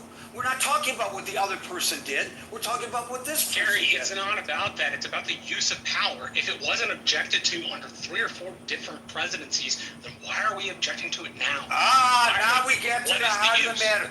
Now we get to the heart of the matter. What is the use of us critiquing the current president if what the current president does is normal?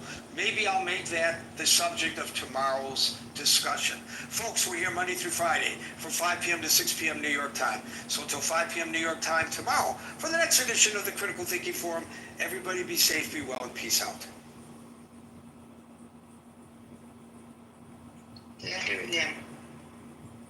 مرحبا لبنان ثانك يو إذا فرصي ولا مش No, أنا تزاريبا سوري إني ساقطني وخينا مسلني فلتكون يساوي زلو. أوكي بكاش. السلام عليكم. مرحبا. قعدوا دحين زوم مهران. سوري إساق وعلى إلى نيرة سوري إساق. لا لحدا ندير. يعمل عبد ما نقدر سوار هاون دقدر فيه.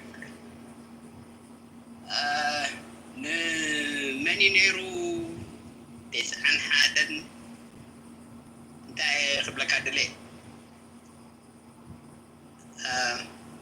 ولا أبقال سيد أبقال سيد بوليتيكا وطلقنا تاينير إزباو طلقين سبعت مجرشات خوري مالتي تزنا برقد لسي مسوات الخفيلو عوت نخمس سنة زي كوينس نسأل نسيب رقم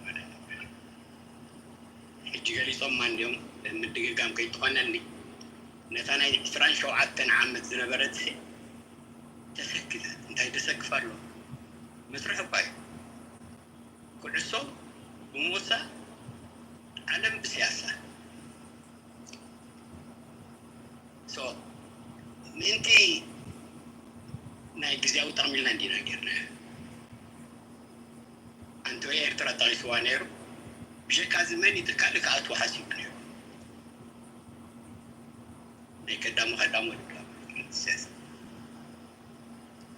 كم تنكالوت نايت خبابينا نايوغن وروغن خون زماني كن مسوس قوكوينا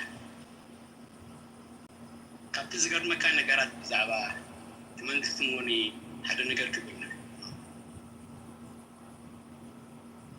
تزحية لك مسارحيتات هذا وان يعني كم مش هيقولوا ولا تزرع على مدافع على ملتات اسمه حيني من قصنا نايب حكيت كاب زي كالعادة نزي حجي نخور على الباب كرنا أفريقيا كم ማለት ስልዕልና ስለዝስምዓና ነትናትና ከነቃውሕ ገለ ስለዝደለና ኣባይታ ዘሎ ዝገልፀና እዩ ማለት እዩ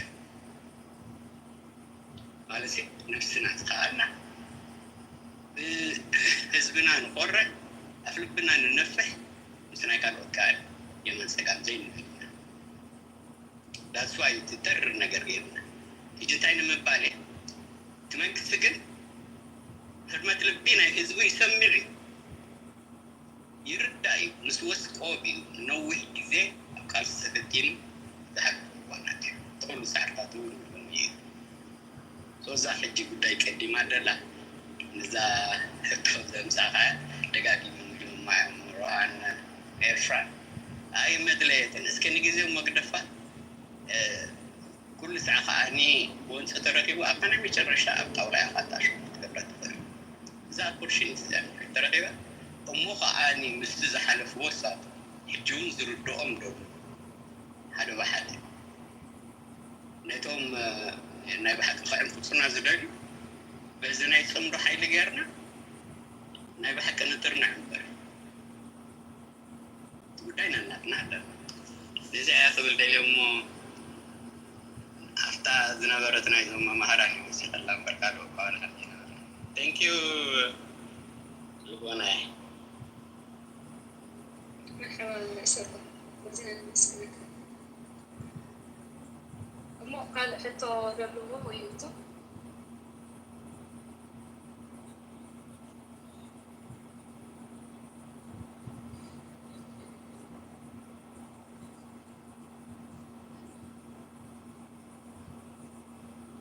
حتى زلوسة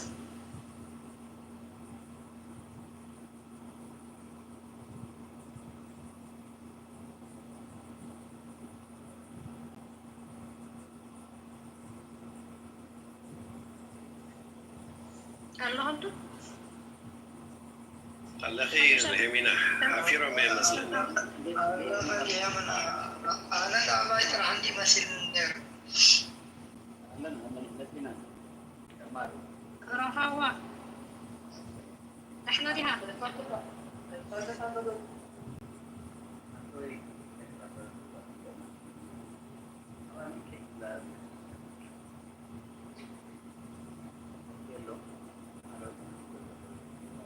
نعم رايحين كل ساعة تنتظر مستقبل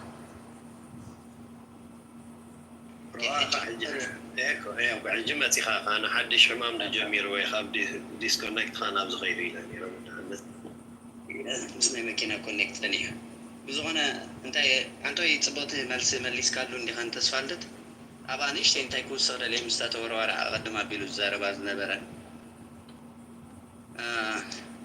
تسفالت حدا تنكي دليل يكون عندي ويكم تسفالت نحرر لهم أبز زيجاتات تعلم أنا إذا جزاهم نيزخون يكون هجراوي ميدياتات يكون هجراوي صحفات أغرب كله كومات نقول له كل تكالات يتراو هجراوي تكالات سي العام هون تايون دحريلنا نتتجاجي تسنها نمرامي وين نمبرهاي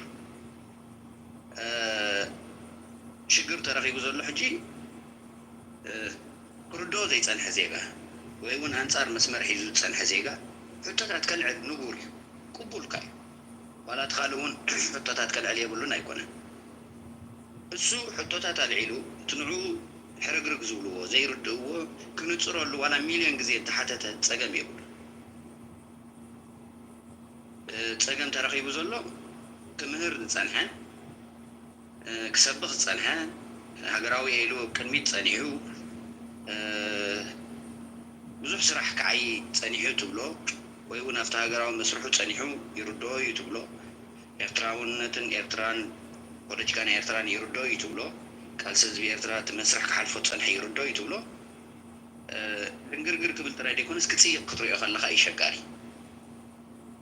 እቲ ናይ ኣብ ካልእ መረዳእታት ፀንሖ ሰብ ድንግርግር ክህልዎ ንቡር እዩ ማለሲ ከም ንቡር እያ ዝቕበሎ ኣብኡ ቅሬታ የለዎንን ብዝተኻለ መጠን ዓቕመይ ካብቲ ዘለዎን ላዕሊ ወሲኸ ዓቕሊ ወሲኸ መረዳእታ ክዕብድ ኣይደለን እምበር ንምንታይ እዩ ዝሓተትካ ከማን ክብሎ ንኸምኡ ዓይነት ዜጋ ቅቡል እውን ኣይኮነን ፀገም ረኺብና ዘለና ኣብቲ መስርሕ እቲ ፀኒሐ ዝብል ሰብ እዩ ፀገም እንዳኾነ ዝኸይድ ዘሎ መብቲ ስራሕቲ ክዓይ ፀኒሐ ዝብል ሰብ እዩ ፀይቂ እንዳኾነ ዝኸይድ ዘሎ ኣብዚኣ ሕጂ እታ ፀገም ትፍጠር ዘላ እምበር ተስፌ ሚልዮን ሕቶ እንተተሓትት ንስናይ ዋላ ድሕመመኒ ኹን ዋንታታ ኮይኑ ደይርድኦ ዋላ እንዳበልኩ ተደጋግሞ ጥራይ ኣይደለን ምክንያቱ ቅቡል እዩ እዚ ምክንያቱ ስክታ ስለ ዝፀንሐካ ወይ እውን ሕርግርግ ስለ ዝብለካ ዝፀንሕካ ኢኻ እኮ ኣብ ካልእ መስመር ትፀንሕ እንተ ብጌጋ ራዳዳ እንተ ብቑኑዕ ልቦና ኣብ ጌጋ መስመር ምፅናሕ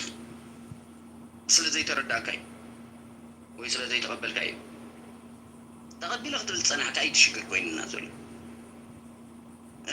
ልዕሊ ሰብካ ክትምድር ዝፀንሕካ እዩ ፀገም ኮይንና ዘሎ ሰባት ከተጋጊ ኮነ ኢልካ ዕንኪኪ ከተብሎ ንጉዳያት ምስኦም እዩ ፀገም ተረኺቡ ዘሎ ኣነ ብዞም እምኒ ክድርቡ ይፀንሑ ፀገም የብለይን ኣብ ጌጋ ፖለቲካዊ መረዳእታት ፀንሐ እውን ፀገም የብለይን ለውጢ የድልየኒ ኢሉ ክሓትት ዝፀንሐ ሰብ ፀገም የብለይን ምስ ኩሎም ፀገም የብለይን እዚኣቶም ምክንያቱ እዚኣቶም ናቶም መረዳእታ መርገፅን ሒዞም ዝፀንሑ እዮም ሕጂ ተስፌ እንታይ ክብል ደልየ ንእግረ መገደይ ክትሓትት እስኻሲ ልዕሊ ማንም ሰብ መሰል ኣለካ ስለምንታይ ንዓኻ ክርዳእካ ትፀንሐ ናትካ ርየት ዓለም ካልእ ስለ ትፀንሐ ቅቡልካ እዩ እስኻ ሕጂ ናብቲ ሓደ መስመር ክትመፅእ ከለኻ ምስናይ ስክፍትኻን ከም ዝኽንዕሎ ፀንሕና ናብዚ ምስ ትግራይ ዘለና ኩነታት ምስናይ ስክፍታና ኢና ንኸዶ ቅቡልካ እዩ ክስከፍ ሰብ ቅቡልካ እዩ ሰብ ክሓትት ቅቡልካ እዩ ሰብ ክጠራጠር ንምንታይ ተጠራጠርካ ትብሎ ሰብ የለን እዚኣ ንፅረልካ ደልን ተስፊኹም ካልኦት ኩላትኩም ኣብዚ እንድሕር ኣለኹም ስለምንታይ ኣይትሕተቱን ከይመስል ተቓልየ ሕተቱ መረዳእታኹም ኣነፅር ኣቢልኩም ሕተቱ ኣብ መትከሉ ፀንሐ ሰብ እዩ ወላቕ ዘላቕ ክብል ዘየድልዮ ነገራት ክዛረብ ነቲ መስርሕ ክዝርግ ኮለል ዝብል ዘሎ ሰብ እዩ ንዓና ሽግር ኮይንና ዘሎ እዚኣ ክትንፅር ደልየ ኣለኹ ኤርትራ ፈርስት ኣንቶይ ፅቦት እንዲኻ መሊስካ ስክፍታታት ዘለዎ ሲ ንዝኾነ ሰብ ክንምልስ ቁርባት ኢና ኣካልኻ ሮኣ ፅቡቕነቱ እንዲኻ ስኻ ኣምፂኻ ምሳ እቲ ቀንዲ ነገር እንታይ ይመስለካ እቲ ግዳይ ዝፀንሐ ህዝቢ እቲ እዚ ገዛ ዝተኸፈተሉ ምክንያት ልክዕ ከምዛ ዝበልካ ንዓኻትኩም ንምርዳእ እዩ ነቲ ክሳዕ ሕጂ ሸለል ተባሂሉ ሰብ ድሓን ርድኦ ይፈልጦ እናበልካ ብዙሕ ሰብ ኣብ ጌጋ መገዲ ኸይዱ ክግለፅ ኣይፀንሐን ሕጂ ግን እቲ ናይ ኤርትራዊ ቻነላት እናበዝሐ እቲ ሓቅታት ክግለፅ ኣብ ሃገራዊ መስመር ሰብ ክመፅእ ክትሪኦ ከለካ ንቡር እዩ ሕጂ ዘይንቡር ነገር ኣይኮነን ተጓኒፉ እቲ እንተኾነ እቲ ሕምቀት በቶም ሃገራውያን ይፀኒሑ ወፂኻ ደይ ምዝራብ ማዕረ ነቲ ሓደ ፕሮፓጋንዳ ደይ ምህራም ድኽመታት ስለ ዝፀንሓና ነቲ ድኽመት ተኣሚኑሉ ኩሉ ሰብ ወፂኡ ክሰርሕ ኣብ ቅድሚት ወፂኡ ሕጂ ንምንታይ ሓቲትካ ወይ ገሌልካ ንሰብ ክትጓየቆ ይብልካ ኣነ ኣምነላ ኔሳ ዋላ 80 ግዜ ሕተት ዋላ 70 ግዜ እንድሕር ደቂምካ ንካልእ ትሕልፈሉ ንስኻ መልሻ ትብሎ እምበር እቲ ዝፀንሐ ፀቕጢ ኣብ ልዕሊ ኤርትራውያን ኣብ ጌጋ መርገፅ ንክኸዱ ብዓበይቲ መንግስታት ተሓምፂፁ ክሳዕ ማዓስከራት ተሰሪሕሎም ንዖም ንምድንጋር ዝተገብረ ኣነ ወይ ሮሃ ተዛሪቡ ነፅረዮ ጉዳይ ኣይኮነን እቲ ክብደት ናይቲ ስራሕ ምስ ኣተኻ የርዳእካ እቲ ኣነ ንርእሰይ ሕጂ ናተይ ተመክሮ ክዛረብ ተኮይነ ስኒ ኣብዚ ገዛ ክመፁ ከለኹ ስኒ ኣብ ትግራይ ተገብረ ግፍዕታት ኣይርዳእንን እዩ ነይራ ከምዚ እንደይ ኣቃሊለ የድርየ ነይረ ክሳዕ ክንዲዚ ግን ኣብዚ ተወርዋሪ ኮፍ ኣቢሉ ነዞም ብማዓስከራት ተሓለፉ እንታይ ከም ተጓነፈ ክሓቶም ከሎ ግን ጥልቀት ናይቲ ስራሕ እናተረዳእኒ መዚ ሽዑ ስራሕ ከዓ ክንደይ ክሳዕ ክንደይ ሓይሊ ኣብ ድሓትት ክሳዕ ክንደይ በብተኻእለና ሽዑ ዋላ 5 ደቂቕ ትኹን መፂኻ ግዜኻ ክትህብ ትግደድ ምክንያቱ እቲ ፅፍሓት ናይቲ ስራሕ ስለ ዝርዳእካ እቲ ተገብረ ዕንወት ኣብ ልዕሊ መንእሰያትና ስለ ዝርዳእካ ክትሰርሕ ትግደድ ሕጂ ንምንታይ ቀልጢፉ ደይ ትረድኦ እዩ ትብልኒ ኢኻ ሕጂ ሓንቲ ብዚኣ ግና ክነፅራ ዝደሊ ብፍላይ ኣብዛ ፅምዶ እንድሕር ዘይተረዳእካ ክትሓትት ቁኑዕ እዩ ኣይተረዳእንን እሞ እዚ ፅምዶ ክኸይድ የብሉን ኢልካ ምዝራብ ግን ምስ ፀላኢኻ ትስራዕ ዘለኻ እዚ ሕጂ ንፁር ላይን እዩ ምክንያቱ ፅምዶ ደይደልዩ ሸቀልትን ኣሸቀልትን ነቶም ኣሸቀልቲ እውን ኣሸቀልቶም ተሰሪዖም ኣለዉ እዚ ፅምዶ ዘሕሚሞዎም ዘሎ ምክንያቱ ንሰላም ስለ ንብል ዘለና ሰላም ደይደልዩ ኣብዚ ከባቢ ኣብ ውግእን ኣይውግእ ኣይ ሰላም ገይሮም ክሕዝዎ ዝደልዩ ሓይልታት ፅምዶ ምስ መፀ ፀላዕላ ኢልዎም ሕጂ ክንፅረልና ደለዎ ኩላና ከይንዳናገር እቲ ፅምዶ እንድሕ ዘይተረዳእካ ኣብ ከምዚ ዓይነት መድረኻት መፂኻ ሕተት እንታይ እዩ ኣይርዳእንን እዩ ዘሎ ከመይ ጌርና ምዚኦም ስራሕ ከመይ ጌርና ንኣምኖም ድሕሪ ሕጂ ከምቲ ቀደም ተገበሩና እዚታት ኩሉ ንቡር ሕቶታት እዩ ድሓር ምስ ግዜን ንሕና ከዓ ኩሉ ተተመክሮና በበታ ንፈልጣ ንእሽተይ ንዛረብ ድሓር ካብ ናይ ኩላህና ሰሚዕካ ወይ እቲ ናትካ ስክፍታታት እውን ናይ ካልእ ሰብ ስክፍታ ምዃኑ ምስ ተረዳእካ እሱውን ሓገዝ ኮነ ግን ንምንታይ ኣብኡ ንሰርሕ ከም ዘለና እቲ ንሕና ምክንያታትን ነጊርናካ ንዓኻ እውን ሓገዝ ኮነካ እዩ ግን ከይተረዳእካ ፅምዶ እንታይ ምዃኑ ከይኮነ ፅምዶ ክኸውን የብሉ ፅምዶ ውግእ ደምፂ ፅምዶ ከምዚ ዝገብር ኢልካ ክዛረብ ከለካ እቶም ፀላእትና ዝብልዎ ስለትደግም ዘለካ ናይ ፀላኢ መሳርሒ ከዓ ትኸውን ሕጂ ኣብዚ ክንጥንቀቕ ኣለና እንድሕር ዘይተረዳእካ ስቕ ኢኻ ትብል ኣብ ከምዚ ቦታታት መፂኻ ካ ትሓትት ኣብቲ ድምልከቶም ኣካል ጌትካ ትሓትት ተነፅሮ ሽዑ ፈፂምካ ኣነ ኣይኣምነሉን እዚ ክፈርስ ኣለዎ ኢልካ ድሕር መርገፅ ወሲድካ ካ መርገፅካ እዩ ግድን ኣብዚ እቶ ይንብለካ ኒና ግን ንሕና ስራሕ እንታይ ተይካ ከይተረድኦ ሰብ መሳርሒ ናይ ፀላእ ከዓ ከይኸውን ብጌጋ ከይርድኦ ነቲ ፅምዶ ተወርዋሪ ብነዊሕ ገሊፅዋ ዓንቶ ናይ ሰላም መስርሕ ኣነ ምስ ተጋሩ ክራኸብ ከለኹ ብጌጋ ተረዲኦም ሚስ ካልኩሌሽን ከይገብሩ ነቲ ፅምዶ ብጌጋ ከይርድእዎ ፀላእትና ከም ድኽመት ከይርእይዎ ከም ፍርሓት ከይርእይዎ ኣገዳስነት ብታት እዩ ዝሞ እዚኣ ክውፀልካ ኢለ ቴንክ ዩ Thank you, Rita first. እሞ ካልእ ሕቶ ዘለዎ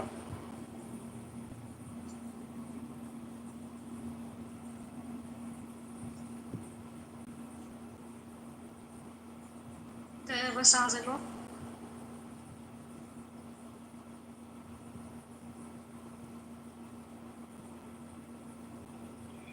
ልየም ከመርገፅካ ከመይ እያ ብፅምዶ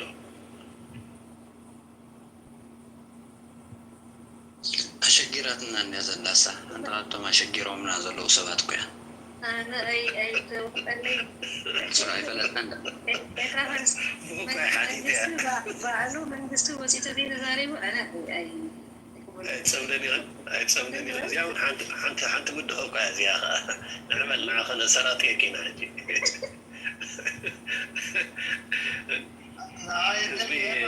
ንዓይኒ ልየማና መንጊኮም እዮም ኣስተውል እንድንቅመል መንጊካ ተስቲየምቻለሁ ኤርትራ ፈለስቲ ወለ ልቦና እውን ኣፀቢቃ ወሓጥካያን ማይ ኣብዝሕ ጥራይ ማይ ኣብዝሕ በጫቕ ከይብለካ ማይ ኣብዝሕ ኣቢልካ ወሲድካ ወሓጦ እምበር ርኤካ ኣለኹ ስኻ ከተውፅእ ኢኻ ዘለለኻ ግን ንመዓልታ ዳ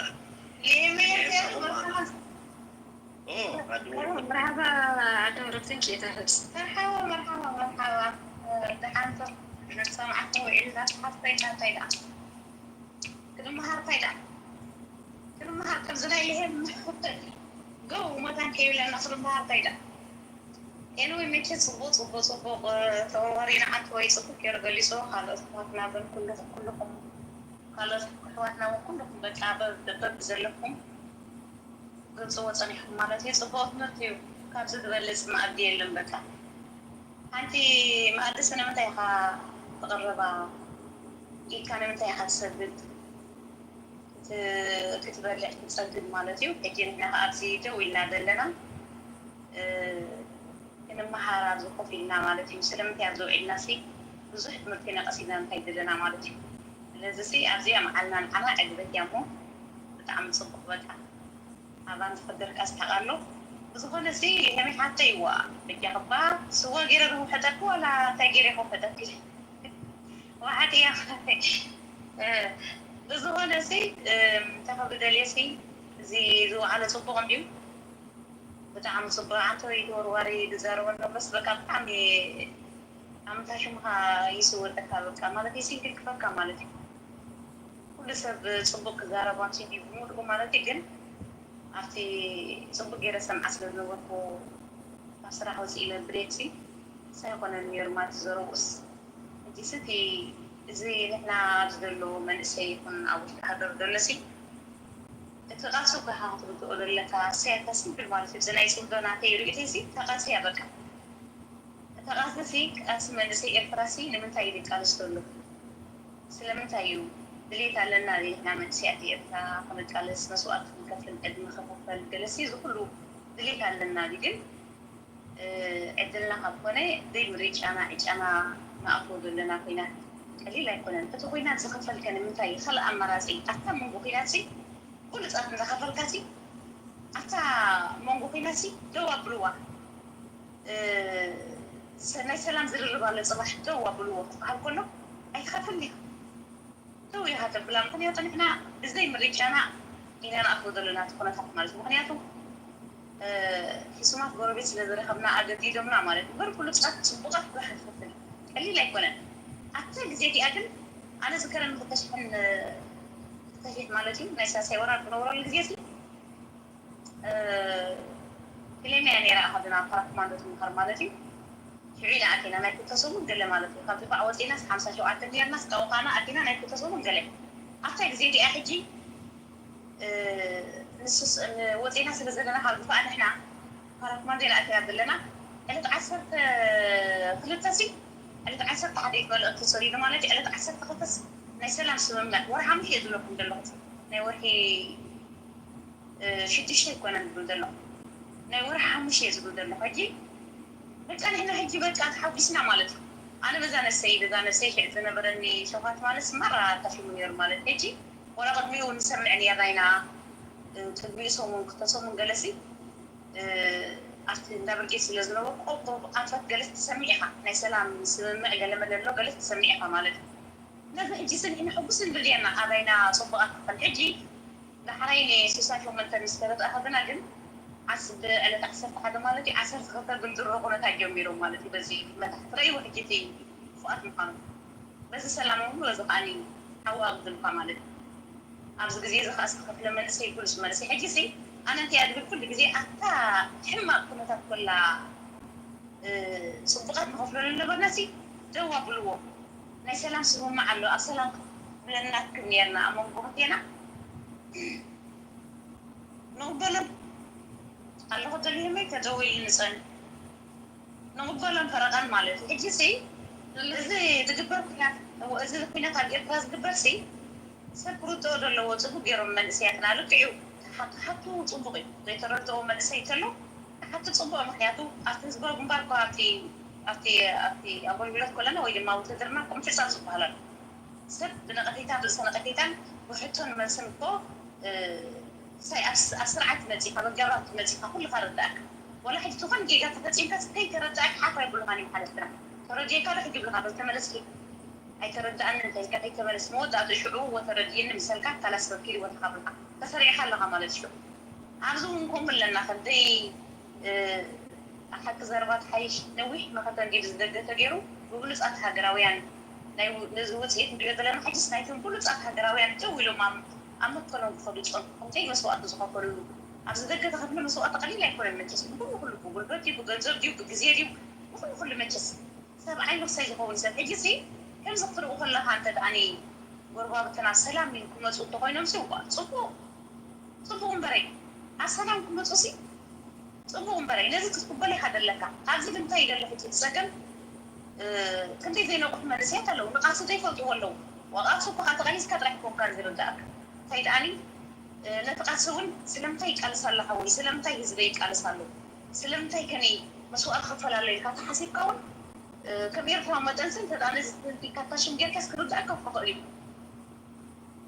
ሕጂ ስግድና ኣይኮነን ብረታት ደቂ ኣንስት ጥራሕ ኣይኮነን ተቐሲ ዝርድኦ ወይ ኩሉ ዝርድኦ እንተይላኒ ንባዕሉ እውን እቲ ሰብ እንተተኣብልሱ ተበጊሱ ብነፍሱ ተበጊሱ እውን ክርድኦ ኣብዚ ግን ኣለዉ ወላ ከተረድኦም እንተደሊኸ ከምዚ ብላዕሊ መፅኦም ሳይ ዝኾነ እንታለዉ ማለት እዩ እዚኦም ተረድኦም ከምዚኣ እንዲያ ገለተ ኢልካ ማለት እዩ ሰብ ሓቲቱ ክምለሶ ብግቡእ ስነ ስርዓት ክፀብቕ ግን ኣብዚ ዝግበር ዘሎ ናይ ፅምዶ መገዲ ግን ኣለዉ ሰባት በቃ ኮነ ኢሎም ካብ መጀመርያ ወላ ቀደም ኣትሒዞም ማለት እዩ ኣካይዶም ስፈይ ጠጋር ዝኾነ ካይዳ በቃ ምሻለኩም ክሰማማዕ ዘይክእል ምስ ሰብ በቃ ምስ ሃገራዊ ክሰማማዕ ዘይክእል ምስ ሃገራዊ ንካይድ ይክእል እንታይ ይኹም ዝገብሮ እንደሎ ግን ክርዳእካ ይክእልን ብጣዕሚ እዩ ዝገርም ብቀዳሚ ተወርወረ ስካብ ንቕሓት ጉድለት ተኸውን ገሊሎ እሞ ኣይኮነን ኢሉ ወሃብ እዩ ንቕሓት ጉድለት ኣይኮነን እንታይ ደኣኒ እዚ ስቂልካ ተካል ግብሪ እዩ በቃ ዕላማ እዩ እዚ መትከል ስለ ዘለዎም ዕላማ ስለ ዘለዎም እዮም ከምኡ ዝገብሩ እምበሪ ኣብዚ ብርሃን ብሩህ ደሎ መመንእስያትና ወጋብ ትማል ትማል ከማን ክንደይ ብሉፃት ተኸፊሎም ሲ እዛ ትማል ትማል ከማን ክንደይ ብሉፃት ተኸፊሎም ክንደይ ጀጋኑ ተኸፊሎም ሲ ክነብሩ ዝግብኦም ሲ ዋ ስለምንታይ እዮም ኮፍ ኮይኖም ሰላም እንተኢሎም ጎራብ ከለላ ፅቡቕ ደይሰሉ እዮም ንዓና ዋጋ ከፈልና ዘለዎ ንሕና ኮ ንኩናት ዘብል ምክንያት የብልናን ኮ ብሉፃ ዝኸፍል እኹል ምክንያት የብልናን ኮ ምክንያቱ ንሕና ኣብ ክብርና መሬትና ይነበልና ግን መሬትና ክንከላኸል ክንብል ኣብ ናፅነት መምፃእ ኩን ብዙሓት ጀጋኑ ተኸፊሎም ማለት ስለዚ ነዚ ኣፀዲካ ክትርድኦ ኣለካ ሕጂ እዚኦም ኣብዚ ደገ ዘብሉ ዘሎ ስጠይቆም ስልካ ሓደ ሓደ ግዜ ነዚ ፅምተሲ በታ ዘለዋ ተረዲኦም እሞ ከም ኤርትራውያን ሲ ኤርትራዊ ስንድዒ ክንደይ መሰረት ሓሊፉ ዝመፀ መንእሰይ ይደሉ እዚ ክንደይ መሰረት ክንደይ ሽግር ክንደይ ማሕለኻታት ክንደይ ብድሆታት ሰጊዱ ዝመፀ መንእሰይ ይደሉ መሰለይ ነፍሲ ወከፍ መንእሰይ ስኹም እየ ንሓስቡ ግን ኣብ ከምዚ ዕድመ ክትሪኦም ከለካ መራዕሽ ክኾነ ሲ ጠላዓት ሲ ብዛዕባ እዚ ናይ ፅምዶ ንሕና ይንቕበሎን ኢና ክብሉ ከለውስ እንታይ ዳ ደልዩ ምን ዳኸ ክፈል ደልዮም ምክትዩ ዘገርም እኳ ይገርም ብለካ ይበት ሓደ ወገን እሞ እዛ ፅምዶ ሲ نقبلها فرق عن بريء ولا هذه لا يحمل فايدة بتصح بتوسع سي حاجتنا يا ولا مثلا وشنا زنقرا وكنا تردي وقت لا إذا إجت يعني هالحاجة سي لازمها ناس الحساب لازمها ناس حساسبات كايدة نايف زي إقرا الكايدة لازم من سراوي في إقرا الكايدة تردي أنت داني نعنا بمصيو حولت مصر مزيمسي صبو ومخايب بيتها مزيم منتاج زنقرا بيت نسي ومجاك هتروحوا بخلقة بسلام دمتو بس إحنا نحد نتحدد مثلا تجراوي ولا محاري مثلا بش إحنا رابطة تيجي مالهم أنا هم أخبر جلي سلسلة ناس كيف ناس ذات أمضة تبحثي وقع بمسؤولي زغفل سلامي وقع بكوفي كاديسكت يركا ترى ذا دي حال زغفل كأن سلام كل تيجي سلام سلسلة خنسي نمن تايلان إحنا بزي هذا سبات له في أجار زقانو سبات له زلوسي زجرم يبقى أمبر دي إخواني يوم تبل مالتي أنت هنا جن بزحت علامات زلوا مالو زد حالة في زد كل جنزب زبلوها أني عم جبها تأفي مثال للنيو كنتي جنزب زتالو لو مالت إحنا جن بعين جنزب يرجعينا خبرتنا مالت وكل نخدم من جالسي بعين جنزب يكون نخدم تاي أني بعيني تخطيل وقام فترة لدلنا هنا بالإخوان مني قال حتى لا تقولون أنا قدنيو نزيهم أنا حاسبهم نحاسبهم كسبقين أنا نزيهم ما بين الكل يعني هذا شيء إفراوي السوق أنت اللي ترحي سيد مثل بري تتلعي لكون إفراو زرك يلا يعني بحكي أنا سي إفراو سي جينا إنه زقنا يكون سي أما كل صنع سلا زقنا سي صغيرهم من فاشي ورمسي وساي قورنا كل يوم حكي في أنا سلا دلها يدري حوي يدري فرست حوي سو الله تتوزع حتى السبب وبوق زي تردهم وبوق من السوق جن عبستفر على السوشيال ميديا خوينهم جزا خافكم ديو ولا جزا عزلهم سي جزا عباتهم دوني من إسيان ورا رأسهم ناي سنة أمره وفينا تابسهم قتلهم ناي دبوا تنمينا هذه أقول ذلك يمكن لهمي مرحبا أدرمورك ثانك يو زين أسكدكي تبغى لازم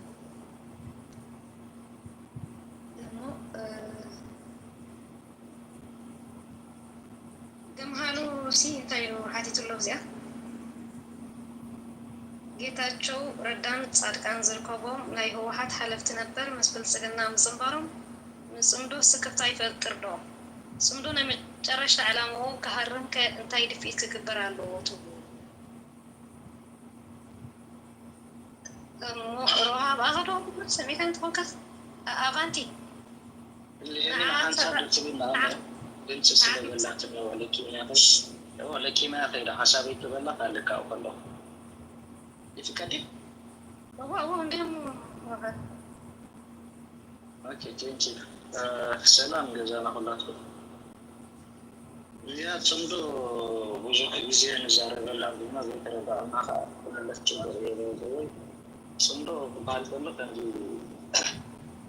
ገለሰባት ምኩናት ኢላ ነው ወይ ጋር ምኩናት በጸረት ማገርና የረም ወስዶ ወለው በጅት ጽንዶ አቆሻው በፈጽር ዝበረርዲ አሞንጎ ሰላም ዝደል አሞንጎ ኩናት ዝደል ኩናት ዝደል እጽቀባለ ቅርብሽ ደልሎ እናናታ ሰላም ስለነደሊ ረብሓ ስለዘይብልና ካብ ኩናት ናትና ረብሓ እውን ስለዘይኮነ መንዚኦም ህዝብታት እዚኦም ረብሓ ስለዘይኮነ እቲ ህዝቢ ንባዕሉ ረብሑ ዘይምዃኑ ፈሊጡ ተረዲኡ ሰላም ይብል ኣሎ እቶም መሊታት ግን ናይቲ ማእከላዊ መንግስቲ ኣሻፈሮም ብሎ ሕጂ ኣብዚ ዘሎ እቲ እንቅስቃሴ ወይ ከዓ እቲ ናይ ሰላም ነቲ ሰላም ዝደሊ ነቲ ኩናት ዝደልስ ብሰላም ጌርካ መሳርሒታቱ ኩሉ ንኩናት ዘውዕዶ ዳረዎ ማለት እዩ بسلام مجد غيرك كم زي كاساس كم زي سرح تقول فجينا زي أبرها قبل بسنة سرعة ملي سؤال الحرا أخويكم ليكم مهمان تشلوي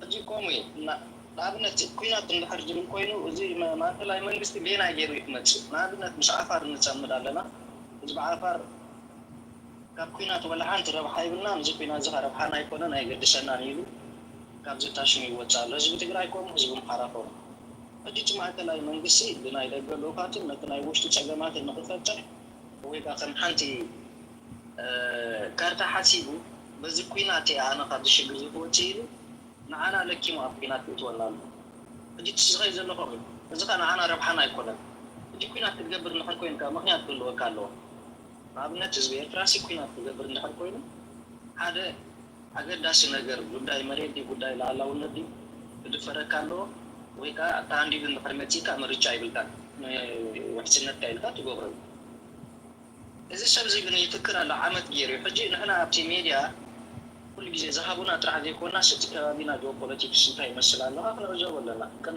فينا يجملو سي انتي زميلني فكيري نا بشمالي فكر غيرو بشمال ودبلوماسي بتاشمون غيرو فتيجو ندعي كم زملس غيرو بدحري ماشي اقدمون بعسل متحاسبين بحرنا بشمال كيدو أجي أبزو مشتغل عامة زقيد زنبري نزقن بمتاخات تقبر كل جزء نجارات ببرد راح يكون قارق فتح تقول تقبر زقبارك عابرين ده دبلوماساوي أسرار حالي مسلم كوابي تادي إن ترى ذاك تقيل تينا مردا منفس النكردا عاسيلو سجى ولا حد تقبر زقيل بس بالإسكاف على بينا سلسلة زوم مزبيط زيهم تيجي علوم كابينات سلشيوم عيدلنا نربحنا كايكونا نقول سو نحن نتكوينات تقدر يجبل زلوا بطم حزبتها غيرنا لما جد سلام نخيل لنا يجمعنا الوقت شعبيات فريحة حزبيات لا تنزل بحر نحن ما سلام جغانو مرنا فينا جغانو خنا بحالا ندلنا أبوت أنا نحرمتي مرجعات يبلا سجاب زي ما تسوين بطم حزبتها غيرنا نتحاول ما يكون سنسلو أجد أسرع وسلمان حتى نايبو محمد بن مايك حيز الله يرضى بعلم أبراهام يرضى ما يتسجى معلومين الله بعد كان بعد بيتاچو كان مجمرة حزم نتتصندو طرح زي كونا سامونغو تهزبتات كوينات كنسنسو نويحم تعيرم نويحم تعيرم بتينو متهزبون أي حق زمن شو مكان مصابيهم أبطو ميليتات ما يتقرأي ونفستويس غيرهم ننفقه ما تاويسهم على مهم كساسي وزيحم بتينو نذكر اللي حلقوين ناقمي تناي بريتوريا مفرامو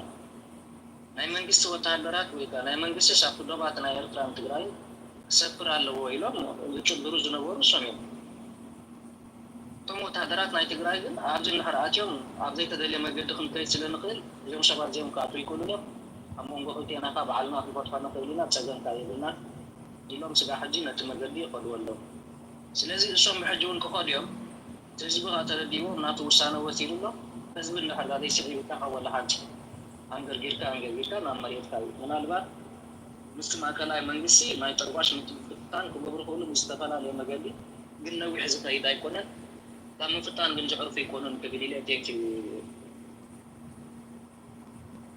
Thank you أفانت هاي thank you روها تقول أنا وإقرأ first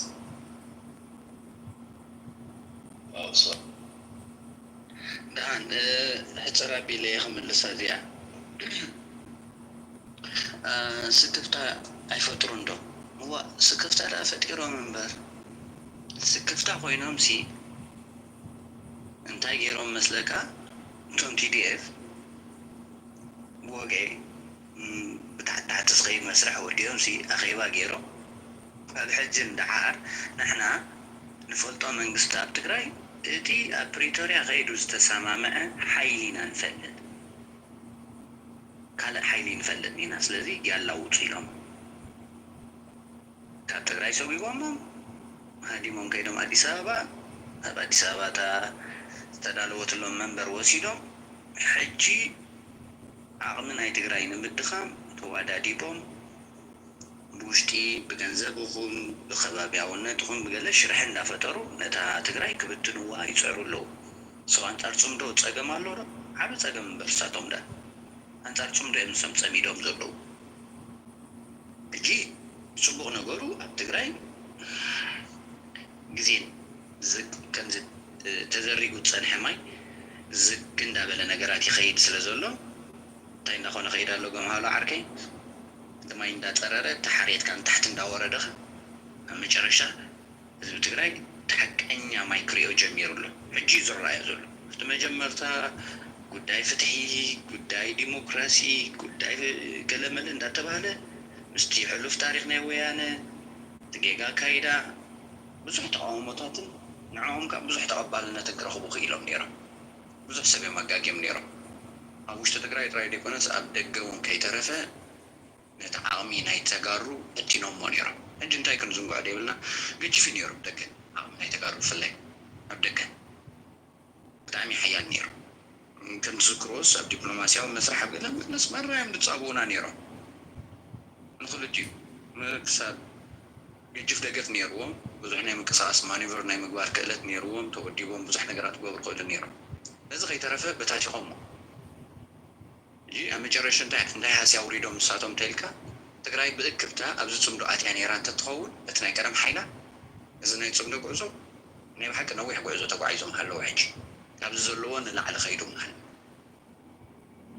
عجي كنت استبت أنا تقرأي بينا عمل تداخل مغينو ولا بدبلوماسياوي أبلع لي واحد TDF نسيت صوتي هو الجميع ذولو بدقة من أي دقة حيلة زنتا يريكا ساعتهم بسرعة زلوا سرح كليل هيك عن صار كان أسات تجزي أمريكا نتمنى لسه بزلوا ما بزلوا سبات ندخل كينات كايدو زليو ليت ما عندك يعرفوا من ساب ستيت ديبارتمنت زلوا سبات كالوت مجلتات بس عرفت يوم سرح زلوا وقت تقرأيكا كأوزوات الجنرالات ولو بعلو جيتات شو زركوا بس بلتقنا هاينو بس سرح له تبونه قروقن إذا تقرأي كريم جني رايج تقدم نعم يزدقف نيرو لبرتين تلي وين نيرو هزبي أو حتى بال ولا بتنتبه ليدو نيرو كيدو نيري هزبي تقرأي بتنتبه الحوات تايدو أخدق من خبز العليل نيري سو أفتنا ريفورم دبال ما ديمقراطي زبال لو كالي بوليتيكال مسرحات متعرى يقلزو بلو أو كيدو مكان في الليمنسيات تسميدهم نيرو عجب نيرو مصوم أي بحكي ما بدعونا خا نيرو ساتهم تقرأي تواتات يرون ما نيرو تزغون درو خمت عنتو يزور كوستي تودو شاشة ليتن معتم زي عرفت دقوسو سولو زلو خينات سي تحمقا تناي كينات مدل عواسة توديو محلوها قرفوتي ولا تاتي تداي تتكوسة سيت مسرح سي اوردي أبدفع ناس أفتو في تفيد سمحل لنا حجم سراوي دي جيبه ولا TDF دبالاو تتنبيرو حين يخفد تبايلو اوردي فساس قوينات زاتينا محلنا تتكوسون محلوها بكزي مقان تتبنانا اوردي تتيس تتكوسو محلوها يدبل نعود يعود قال حتى نقفص مسرح بتتوقع كنت حسنا عندي حسيبه بدي فينا هون صندوق السوق ناتو كالكوليشن إذا ما نزل صندوق كشام شو كل اللي بزلوا دناخو أبز السوشيال ميديا نروحات نبزقنا نروحات باي ذا واي يوم كدينا يوم كاينا مسا أبراهام بلاي تيكس داتا كابركا قالوا بنا نحن بلو صومينا قصينا خوتي رجع حبوا يقول يا بدأت علامة ناتهم دنبرة ناتهم دناخور مالتي دناخور سلوزقونينا أسماتهم دين العلوم بد سرحتني هذا تايم سلنا وخانم درو فديتنا منا راح أنت عدي سبعة عتيقة سرح من جمر كتقات عتيقنا هنا تفاريتنا غير علامهم زنبرة جليتهم زنبرة نتوقتا ንሱ ክወፅእ ከሎ ሰራዊቱ ንዓና ከይነገረና ባይዘ ወይ ወፅእ ካብቲ ዛላንበሳን ከባቢኡ ንክትፈልጥዎም እንዳ ማለት እዩ ዋላ እዚ ሕጂ ማለት እዩ እዚ ሕጂ ክወፅእ ከሎ ካብ ዛላንበሳን ገለመለ ምሸት ኣፀምዋ ኣቢሉ ሃዲሙ ይወፅእ እዩ ታንክታቱን ገለ ንሒዙ ማለት ነይሩ እዩ ኣብ ዛላንበሳ ነይሩ እዩ ሰራዊቱ ዛላንበሳ ነይሩ በዚ ጾረና ነይሩ ብኩሉ ቦታታት ነይሮም እዮም ናይ ፌደራል ሰራዊት ንሕና ዝነበርናዮ ቦታ ነይሮም እዮም ኣፀምዋ ኣቢሉ ክሃድም ከሎ እንታይ እቲ ዕላማ ወረይ ኣነ ብዙሕ ክንዛረበሉ ስለ ዘይንደሊ እምበር ሓሲቦሞ ዝነበሩ እቲ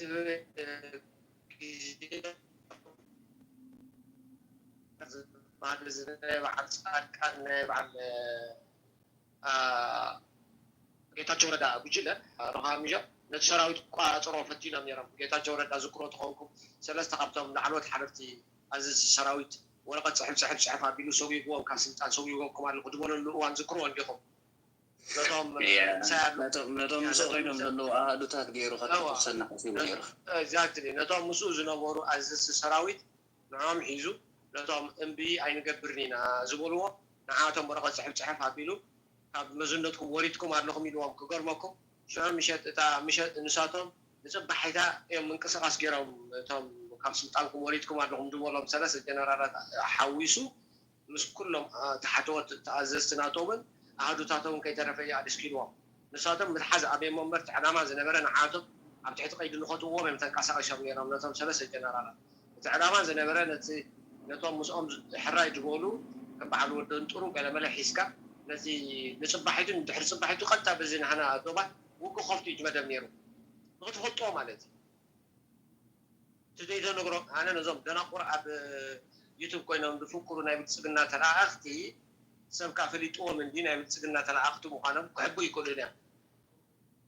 እዮም ከዓኒ ሰብካ ክከላኸለሎም ኣይክእል ተሓቂ ንሱ ስለ ዝኾነ ደናቁር ስለ ዝኾኑ እምበር ሓሲቦሞ ዝነበሩ ነቲ ሰራዊት ሒዝካ ናይ ትግራይ ማለት እዩ ያላ ከይደቶ ንዛላንበሳ ገፅካ ሓዛ ክበሃል እሞ ሽዑ ቶክቶክ ክጅምር ሽዑ ትፈደራልካ ረዳት ተባሂሉ መፂኡ ክሕወሶም እቲ መደብ ነይሩ ምሸት ከባቢ ንሳቶም ነቶም ሰለስተ ጀነራላት ዲስሚስ ኣብ ዝገበረሉ ጌታቸው ረዳ ስማዕ ኣለኹም እዞ ሎማዓንቲ ክነግረኩም እየ ሓቂ ኣብታ እዩ ፀገም የብሉን ነቶም ሰለስተ ጀነራላት ዲስሚስ ክገብር ከሎ ክሰጎም ከሎ ፅሒፉ ኣብ ስልጣንኩም ወሪድኩም ኣለኹም ክብሎም ከሎ ንምሸቱ ከባቢ ሰዓት 6-7 ኣቢሉ ኣነ ንባዕለይ ካብ ትግራይ ተደዊልኒ እሞኑ ይትእመኑ ማለት እዩ ሰብ ኣለውሉ ሙሉእ ትግራይ ኣብ ሙሉእ ትግራይ ንምሸቱ ከባቢ 7 መኻይን ዓበይቲ መኻይን 7 መኻይን ሰራዊት ኣራኪፉ በዚ ራያን ከባቢኡ ማለት እዩ ንምሸቱ ማለት እዩ ስለዘይንዛረበሉ ሰዓቱ ስለዘይኣኸረ ሲልና ምስ ፀጥታ ምስ ገለ ስለዝተሓሓዝ ኢና ዘይንዛረብ እምበር ተሓሲቦሞ ዝነበሩ ፅቡቅ ጌርና ኢና ንፈልጡ ነቲኦም ካብ ስልጣን ኣውርድ ኣቢሎም 7 ዝኾነ መኻይን ኣውሪዶሞም ኣብ ግንባር ራያ ትብልዎ ከባቢ ማለት እዩ እቲኦም ክጅምሩ እሞ ቶክቶክ ከብሉ እቲኦም ከዓ ሕውስ ኢሎም ክኣትዎም እቲ መደብ ነይሩ ማለት እዩ በዚ ጌርካ ነቲ ኩናት ብዓባዕ ተብሎ እቲ ዕላማ እዚ ነይሩ ንሳቶም ዘይተፀበይዎ ግን እቲ ክከታተሎም ፀንሐ ሓይሊ ከዓኒ ንሳቶም ከይጀመሩ ከሎ ብዓዲ ግራት ክፀራርጎ ጀሚሩ ማለት እዩ ምናልባሽ ነቶም ሻዕብያ መን ምዃኑ ዘይፈልጡ ማለት ከነላልዮም ንሻዕብያ ደናቁር ኣብ ዩቱብ ኮይኖም መንግስትና ንፈልጥ ኢና ድብሉ ደናቁር ከነላልዮም ንሻዕብያ ማለት እዩ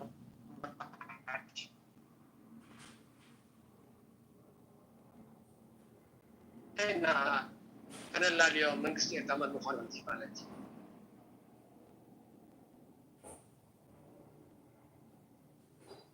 ኣውዲቓትን ላምጀ تدحزنني أوليدات تدحزنني قلنا يوم دناقور ألف دون قرار حكيت لي كنا مكزارة بخلو ولا نتدم قرنا وكشفون زي كل مخانا تدحزنني ما تنسى ألف دناقور نايف كافلتات نسعى بخونو سبعة عموم سلدي فولتي عموم تزفلت نيرم عموم حزام سقم ورنيرم ግን ልዕሊ ዓቕሞም እዩ እዚ ሕማ ንዛረቡ ዘለና ኣይፈልጥዎን እዮም ንዝመፁ ዘሎ 100 ዓመት ተመራሚሮም ኣይፈልጥዎን እዮም ግን